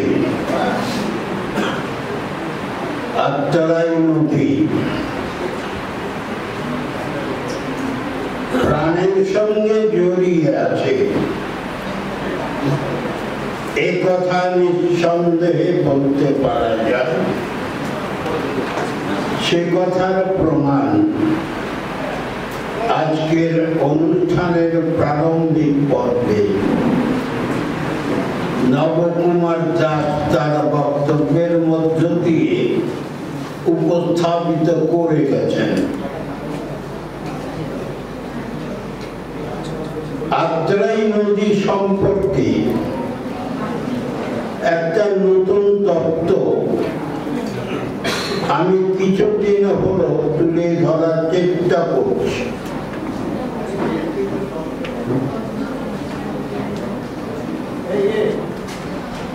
আত্রাই নদী আমি ছোটবেলায় শুনেছিলাম প্রবীণ ব্যক্তিদের কাছে আত্রাই নদীর সঙ্গে গঙ্গা নদীর যোগ আছে এবং গঙ্গা নদীর জলের মতো আত্রাই নদীর জল পবিত্র। ছোটবেলায় শুনেছিলাম, বুঝবার চেষ্টা করেছি এটা কি করে সম্ভব। আত্রাই নদী থেকে গঙ্গা নদী তো অনেক দূরে, গঙ্গার সঙ্গে আত্রাই নদীর যোগ হলো কি করে? বড় হয়ে বিভিন্ন বিষয়ে বইপত্র পড়ে ধীরে ধীরে একটা ভিন্ন মত গড়ে উঠেছে। আমার একটা দৃঢ় বিশ্বাস জন্মেছে, আমরা বালুরঘাট বা রায়গঞ্জ থেকে মালদার দিকে যখন যাব, মালদা শহরের মুখে একটা নদী অতিক্রম করব, মহানন্দা নদী।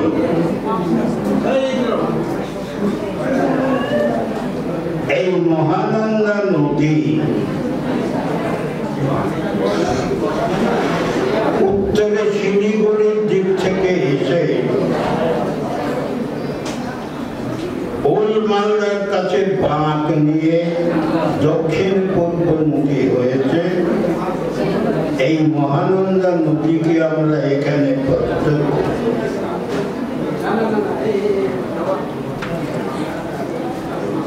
আমি বিভিন্ন বিষয়ে পড়াশোনা করতে গিয়ে দেখেছি প্রাচীন কালে গঙ্গা নদীর পশ্চিম দিক থেকে এসছে বঙ্গদেশে, বিহারের রাজমহল খাতের মধ্য দিয়ে মালদা জেলায় প্রবেশ করেছে, করে দুটো অন্য নদীর খাতে প্রবাহিত হয়ে অগ্রসর হয়েছে। সেই সময়ে এই গঙ্গার খাত এই মহানন্দার খাতে প্রবাহিত হতো। মহানন্দার খাত ওখান থেকে আমি ভুল বলে ফেললাম, মহানন্দার খাতে গঙ্গার স্রোত ধারা তখন প্রবাহিত হতো দক্ষিণ পূর্ব মুখে। বেশ কিছু মাইল যাওয়ার পরে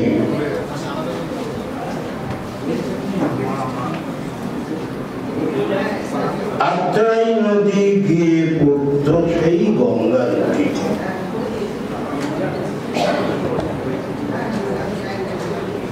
বালুরঘাটের পরে ধামুরহাট থানা,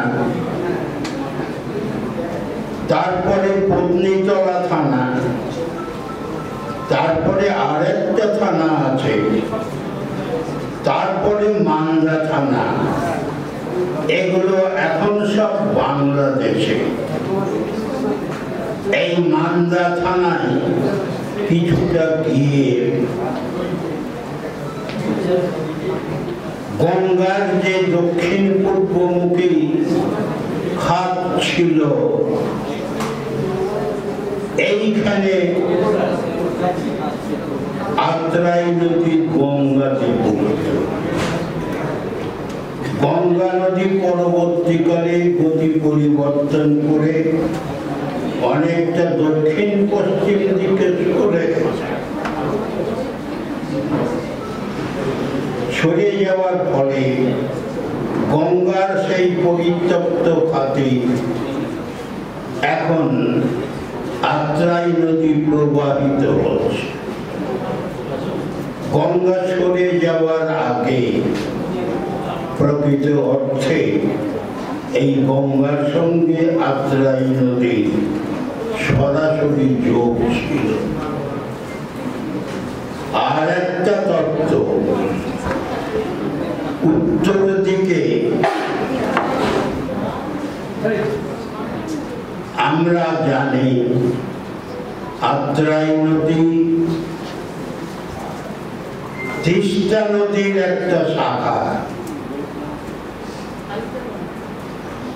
তা কিন্তু ঠিক নয়। এখন পূর্ণিয়া জেলার মধ্য দিয়ে প্রবাহিত হয় যে কৌশিকী নদী বা কোশি নদী। প্রাচীনকালে এই কোশি নদী নেপাল থেকে এসে পূর্ণিয়া জেলায় অবতরণ করে পূর্বমুখে বাঁক নিয়ে প্রবাহিত হতো অনেক দূর।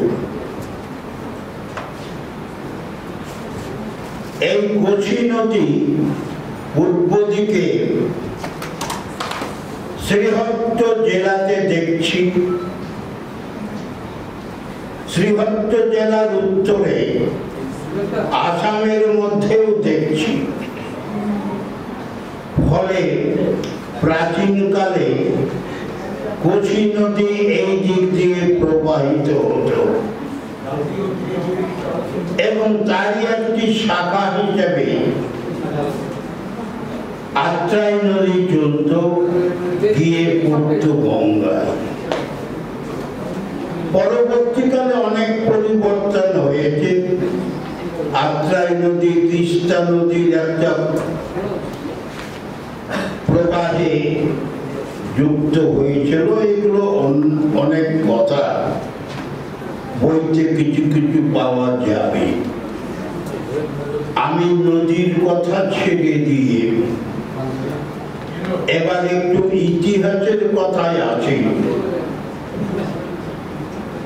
ছোটবেলা থেকে অনেকে আমাকে জিজ্ঞাসা করেছে বালুরঘাটের অতীত ইতিহাস কি, এদের অঞ্চলে গৌরবময় কোনো কিছু আছে কি না, কাছাকাছি প্রাচীন কোন ধ্বংসাবশেষ আমাদের নজরে পড়ে না। এটা আমাকে একটু আঘাত দিত। আমি এটা নিয়ে পড়াশোনা করেছি গভীরভাবে, দেখেছি এই আত্রাই নদীকে শুধু কেন্দ্র করে নয়, আমাদের এই যে উত্তরবঙ্গ, প্রাচীনকালে এই উত্তরবঙ্গ পরিচিত ছিল, উত্তরবঙ্গ পরিচিত ছিল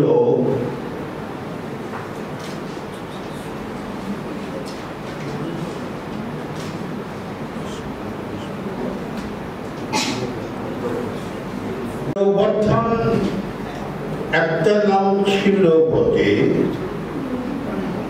বঙ্গদেশ বিভক্ত ছিল 4টা ভাগে, তার একটা ভাগ এইটা। আমার শরীরটা ভালো নেই, প্রয়োজনীয় কথাগুলো আমি মাঝে মাঝে হারিয়ে ফেলছি। আছে কি বাড়িতে ওই বরেন্দ্র বরেন্দ্র ভূমি বা বরেন্দ্রী, আমাদের এই উত্তরবঙ্গ ছিল বরেন্দ্রী। একটু পূর্বে আলোচনা করলাম যে কোচি নদীর কথা, কোচি নদী বা কৌশিকী নদী বরেন্দ্রের উত্তর সীমা নির্ধারণ করত। এই কোচি নদী দক্ষিণ সীমা নির্ধারণ করত গঙ্গা নদী। সময়ের পরিবর্তনে নদীর গতিপথগুলো পরিবর্তন হয়েছে, ভৌগোলিক অবস্থারও পরিবর্তন হয়েছে। আজকে কলকাতা বাঁচি, আমাদের বালুরঘাট বাঁচের দিকে, উত্তরবঙ্গ বাঁচের দিকে অবজ্ঞার দৃষ্টিতে তাকায়। আজকে ঢাকাও আমাদের উত্তরবঙ্গকে অবজ্ঞার দৃষ্টিতে তাকায়। কিন্তু আমার দীর্ঘদিনের চর্চার ফলে যেটুকু জানতে পেরেছি, প্রাচীনকালে বঙ্গদেশে যে সভ্যতার অভ্যুদয় হয়েছিল তার সূচনা এই বরেন্দ্রীতে। আরো নির্দিষ্ট করে বলতে গেলে আমাদের এই পশ্চিম বরেন্দ্রীতে। এখানে সভ্যতা যখন অনেক তার প্রকাশ ঘটেছে, তখন কলকাতা এবং ঢাকা অন্ধকারে নিমজ্জিত ছিল। বাংলাদেশের ইতিহাস লিখে গেছেন অনেক প্রতিষ্ঠিত ইতিহাসে, একটু ভুল লিখে গেছেন। ভারতবর্ষে যে মৌর্য সাম্রাজ্য ছিল, একমাত্র বরেন্দ্রী এই মৌর্য সাম্রাজ্যের অংশ ছিল। বঙ্গদেশের আর কোন অংশ এই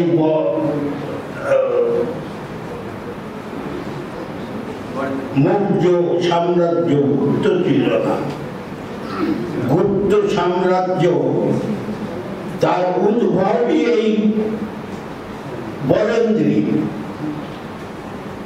এখানে উদ্ভূত হয়ে বরেন্দ্রী উত্তর ভারতবর্ষে সভ্যতা বিস্তার করেছে। দক্ষিণবঙ্গ তার অংশ ছিল না। পাল রাজবংশ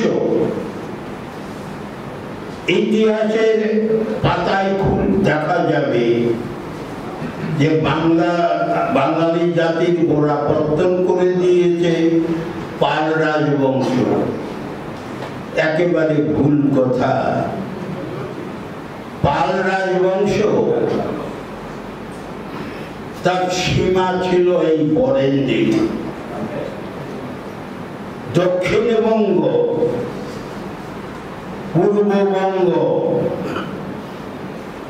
দক্ষিণ পশ্চিমবঙ্গ পাল সাম্রাজ্যভুক্ত ছিল না। পাল সাম্রাজ্যের অভ্যুদয় আমাদের এই দক্ষিণ দিনাজপুর জেলায়, পাল সাম্রাজ্যের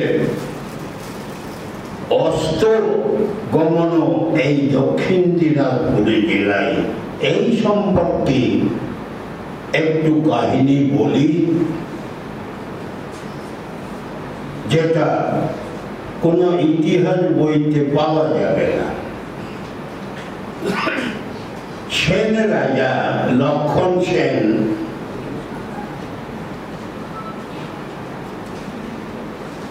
পিতার মৃত্যুর পরে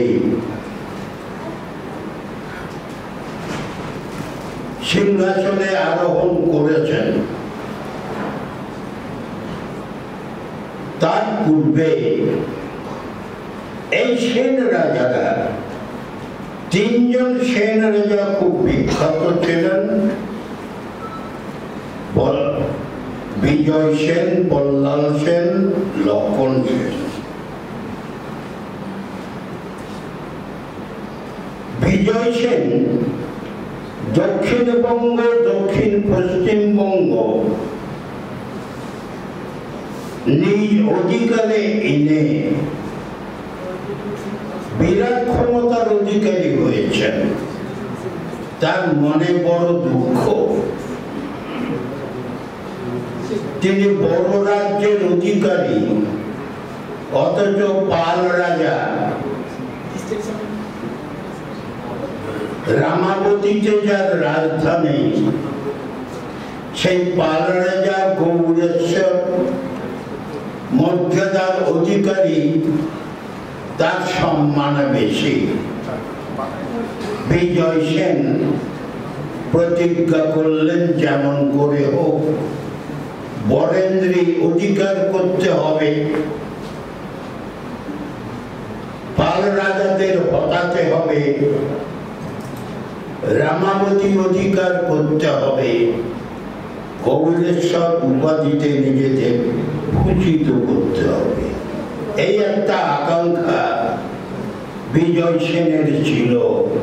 অগ্রসর হয়েছিলেন, কিছুটা সাফল্য অর্জন করেছিলেন, পুরোটা সাফল্য অর্জন করতে পারেননি।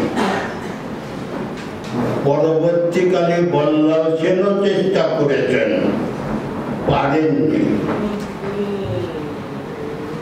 শেষে লক্ষণ সেন আকস্মিকভাবে সাফল্য অর্জন করলেন। 1179 খ্রিস্টাব্দে পিতার মৃত্যুতে তিনি সিংহাসনে বসলেন। সেন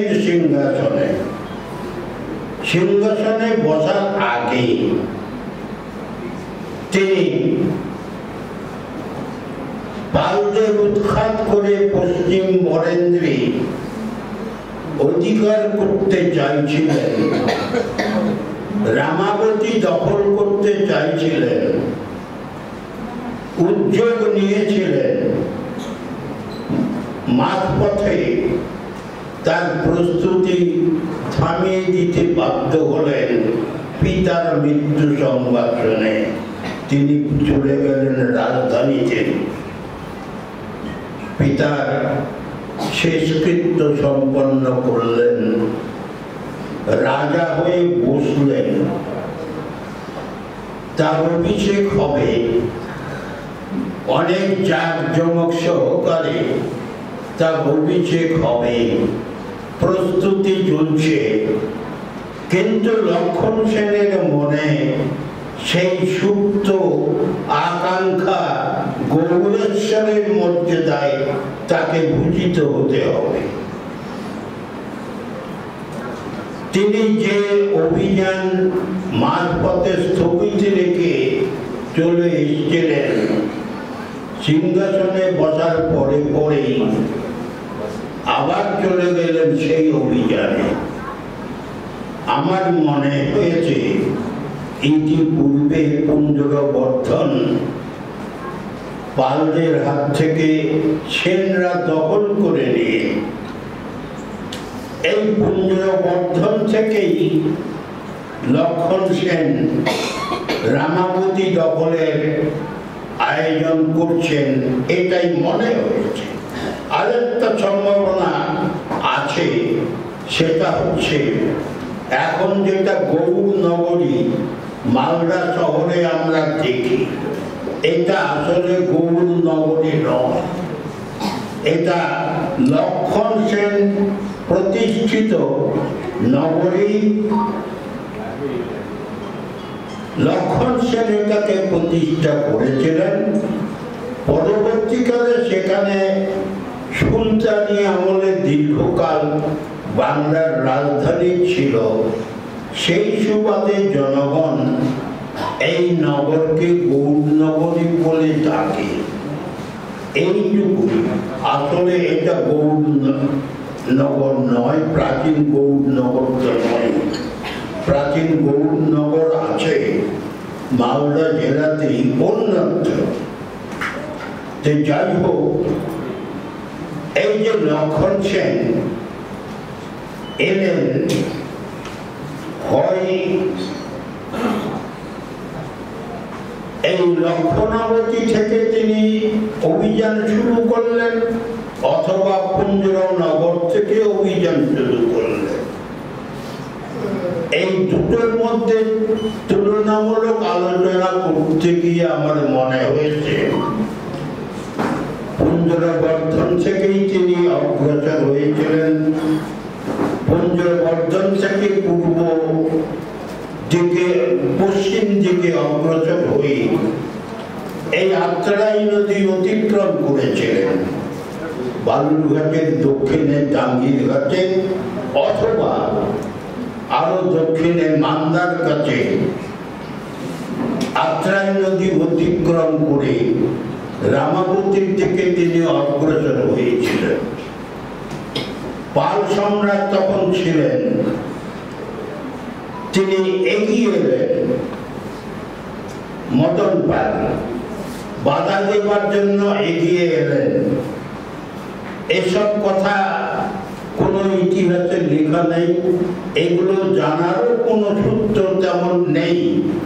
দুটো একটা ইনস্ক্রিপশনে অল্প অল্প কথা আমরা পাচ্ছি, তার থেকে বাকি কথাগুলো আমরা অনুমান করে নিচ্ছি।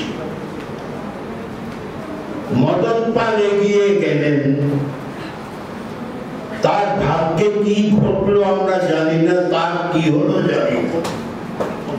আমরা দেখলাম ওই 1179 খ্রিস্টাব্দে সিংহাসনে বসার বছরে অল্প দিনের মধ্যে লক্ষণ সেন গৌড়েশ্বর উপাধি ধারণ করে বসে আছেন। তাতে স্পষ্ট হয়েছে তিনি ওই সালেই রামাবতী দখল করে গোটা পশ্চিম বরেন্দ্রী অধিকার করে নিয়েছেন। তার আকাঙ্ক্ষা পূরণ হয়েছে, তিনি গৌড়েশ্বর হয়ে গেছেন। সেন রাজাদের আকাঙ্ক্ষা পূরণ হয়েছে।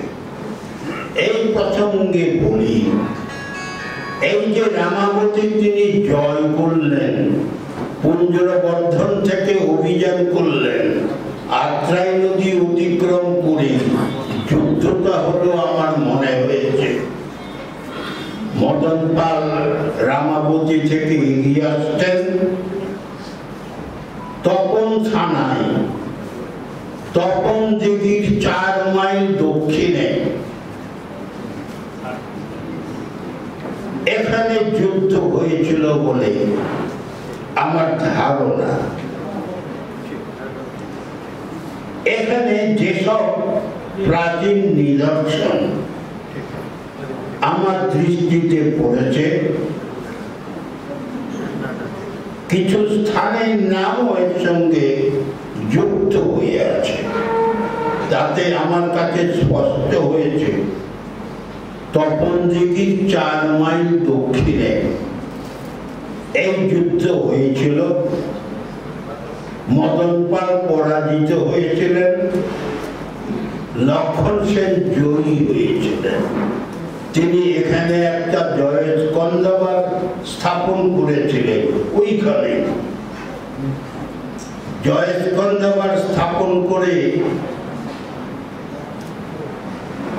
একটা তাম্রলিপির মাধ্যমে গোবিন্দ দেব শর্মা নামে এক ব্রাহ্মণকে কিছু জমি দান করেছিলেন। এই যে গোবিন্দ দেব শর্মাকে তিনি জমি দান করলেন, এই জমির অবস্থান ছিল দাপনিয়া পাটকে। লক্ষণ সেন দান করা এই জমি দাপনিয়া পাটক গ্রাম, আমি অনুসন্ধান করে এখন প্রায় স্থির নিশ্চয় হয়েছি ত্রিমোহিনী জায়গাটা মৌজা নাম চক দাপট এবং মজলিস দাপট, কিসমত দাপট।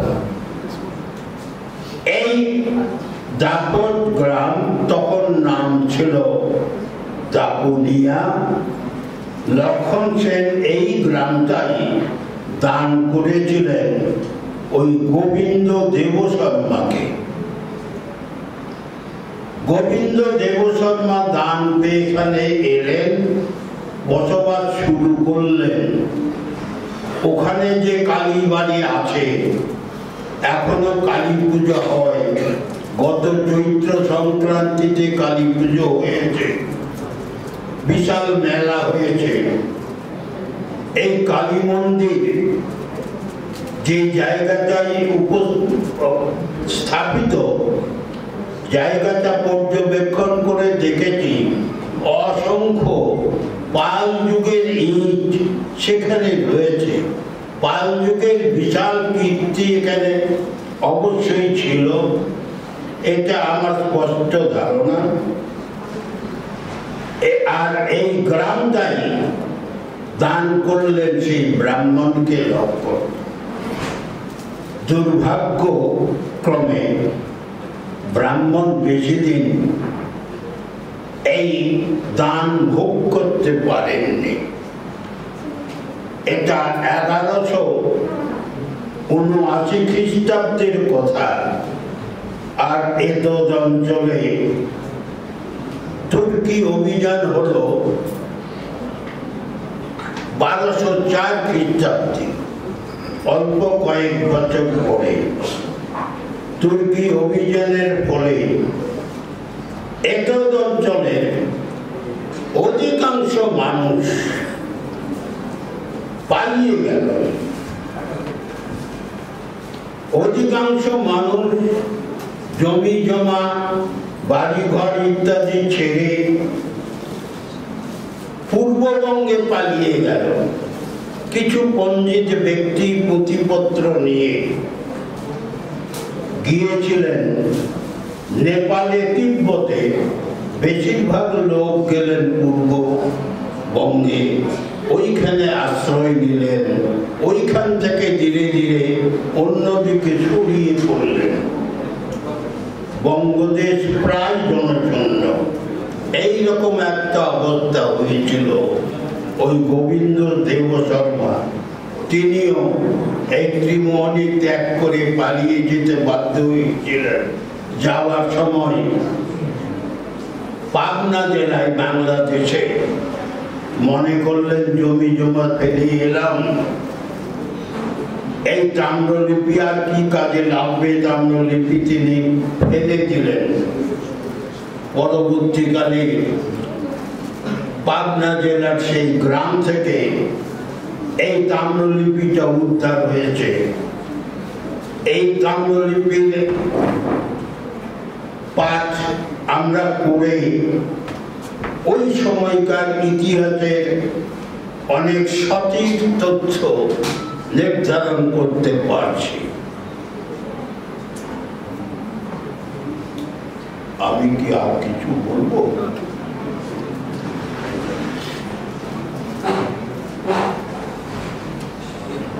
আমি অনেকক্ষণ বলে ফেললাম। আশঙ্কা ছিল কাছেতে আজকে যাবো, তো খুব বেশি আজকে যাইনি। বক্তব্য আর দীর্ঘায়িত করতে চাইছি না। আমি সবাইকে এই গ্রন্থখানে পাঠ করার অনুরোধ জানিয়ে বঙ্গদেশের সঠিক ইতিহাস জানার জন্য, বিশেষ করে এই উত্তরবঙ্গের ইতিহাস, পশ্চিম বরেন্দ্রের ইতিহাস সঠিকভাবে জানার জন্য, এতদ অঞ্চলের যে গৌরবোজ্জ্বল অতীত সেটা জানার জন্য এই বইগুলো পাঠ করার অনুরোধ জানাই। জানিয়ে সবাইকে আর একবার আমার প্রীতি এবং শুভেচ্ছা জানিয়ে বক্তব্য শেষ করছি।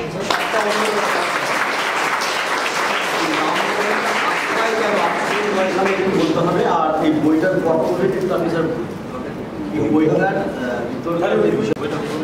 আমার কাছে প্রশ্ন এসছে বইটার নাম আত্রাই কেন, আত্রেয়ী নয় কেন?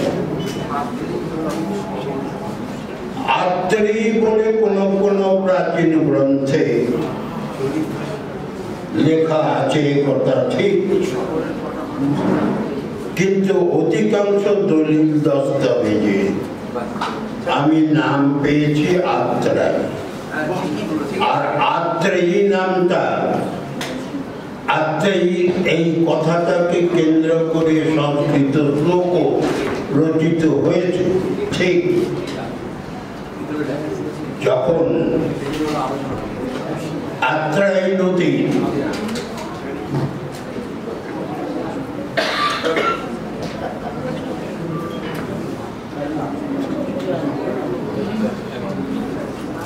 অনেক অনেক ধন্যবাদ।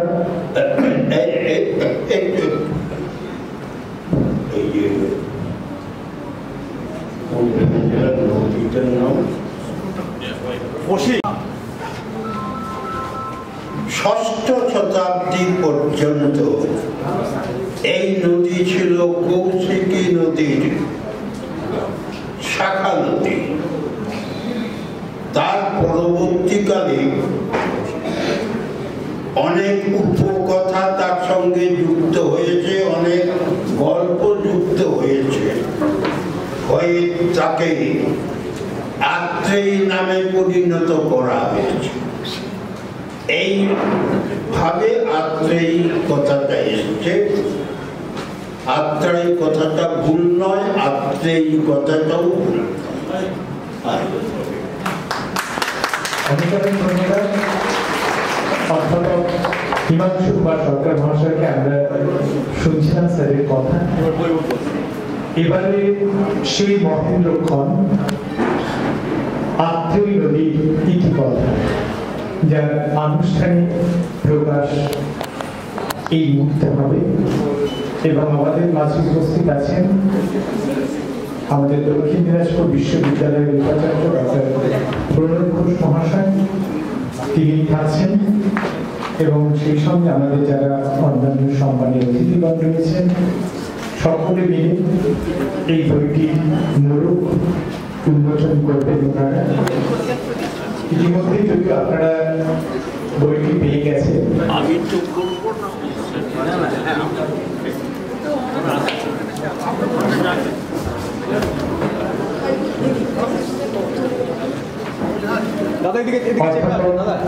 হিমাংশু কুমার সরকার মহাশয় এবং এই মুহূর্তে ওনার দুই কন্যা তারা উপস্থিত রয়েছেন।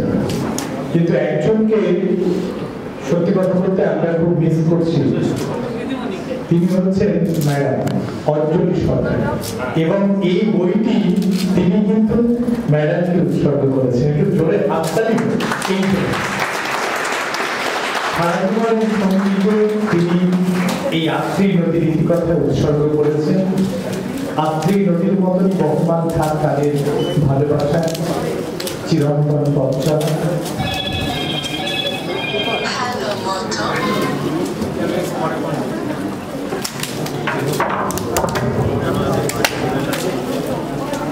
আত্রেয়ী নদীর ইতিকথা অধ্যাপক হিমাংশু কুমার সরকার মহাশয়ের এই বইটি প্রকাশিত হয়েছে।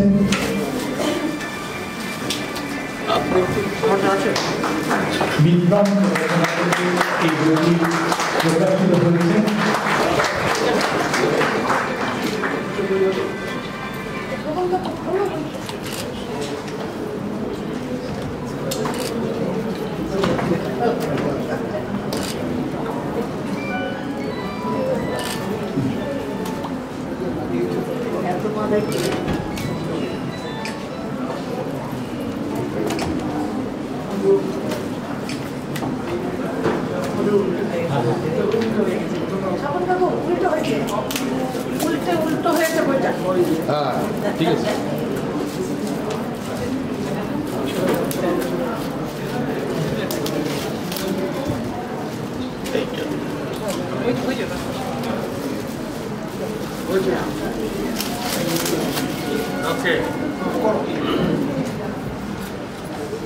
অনেক অনেক ধন্যবাদ সকলকে।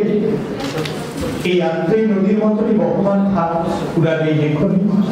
এবং যে কথা বলছিলাম যে আর হয়তো অল্প কয়েকদিনের অপেক্ষা, তারপরে আরো একটি বই আমরা উপহার হিসেবে পাবো। নতুন গবেষণার আলোকে অবিভক্ত বঙ্গদেশের ইতিহাস, প্রাচীন ও আদি মধ্যযুগ, যে বইটি প্রকাশনার কাজ করছে প্রগ্রেসিভ প্রকাশন কলকাতা। এবং 100 পৃষ্ঠার এই বইটি 1000 পৃষ্ঠার এই বইটি আর কিছুদিনের মধ্যে আপনাদের সামনে প্রকাশিত হবে। তার জন্য আমরা প্রবল দিচ্ছি। এবারে সুরক্ষাকে ডেকে দেব। তার আগে বলি যে আলাপ বলতে যে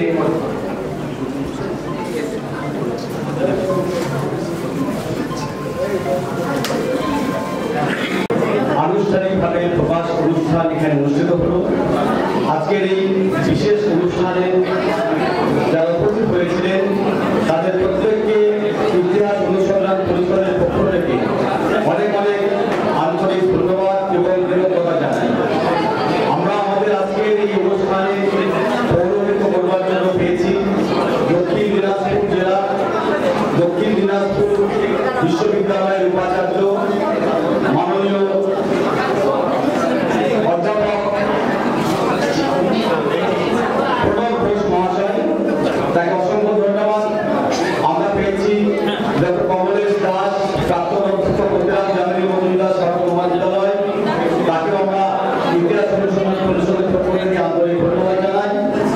আমরা এছাড়াও যে বিশিষ্ট অতিথি পেয়েছি সুশোভন চ্যাটার্জি মহাশয়, রতিন ঘোষ মহাশয়, আমরা পেয়েছি কবি বিরাজ চক্রবর্তী, মাননীয় মন্দিরালয় চেয়ারপারসন, পেয়েছি কবি বিশ্বনাথ সাহা, আমরা পেয়েছি হরিপদ সাহা, আশিস কুমার বিশ্বাস, স্বপন কুমার বিশ্বাস, প্রাক্তন অধ্যক্ষ লোকসভা সাংসদ মাননীয় রণেন বর্মন, নবমন্দির উচ্চ বিদ্যালয়ের প্রধান শিক্ষক বিভাস রায়, কালীপদ মহন্ত সহ আরো বিশিষ্ট ব্যক্তিবর্গ যারা আমাদের আজকের এই অনুষ্ঠানে উপস্থিত হয়েছিলেন, তাদেরকে অনেক অনেক ধন্যবাদ জানিয়ে আর ইতিহাস অনুসন্ধানের পক্ষ থেকে এবং বিএড কলেজের পক্ষ থেকে আগত সকল শিক্ষার্থী এবং যারা বিশিষ্ট ব্যক্তিত্ব এসেছে সবাইকে অনেক অনেক ধন্যবাদ এবং কৃতজ্ঞতা জানাই।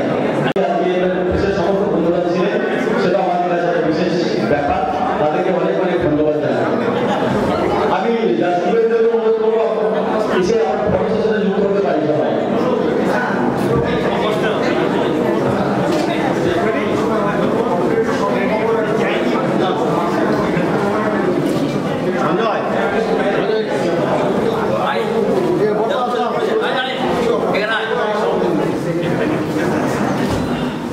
সবার বই হাতে নিয়ে একটা মানে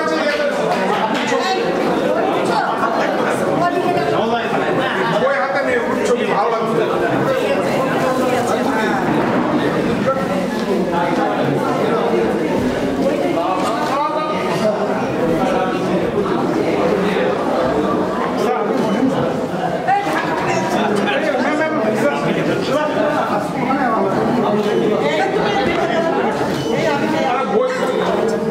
সবাই তাকাবেন দেখি,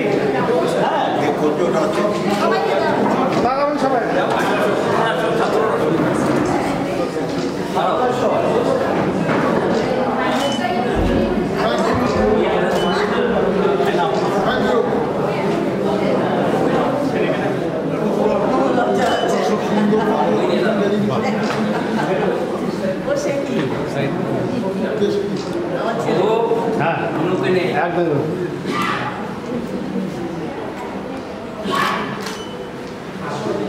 একদম ওই যে মান্দা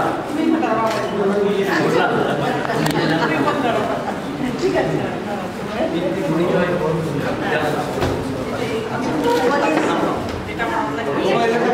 নিয়ে যাওয়া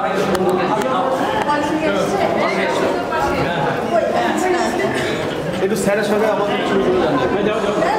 ওই ওরা ছাড়া পড়েছে। এসো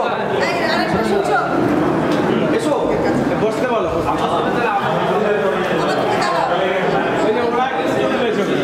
আরে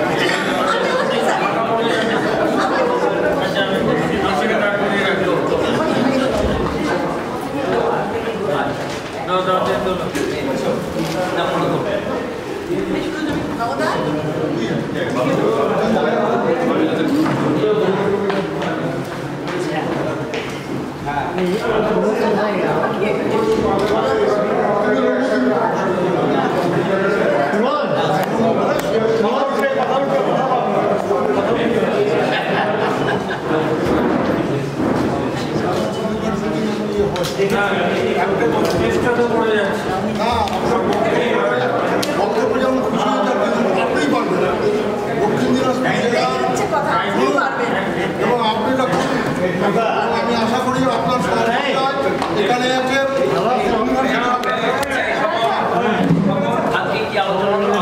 আমি বলছি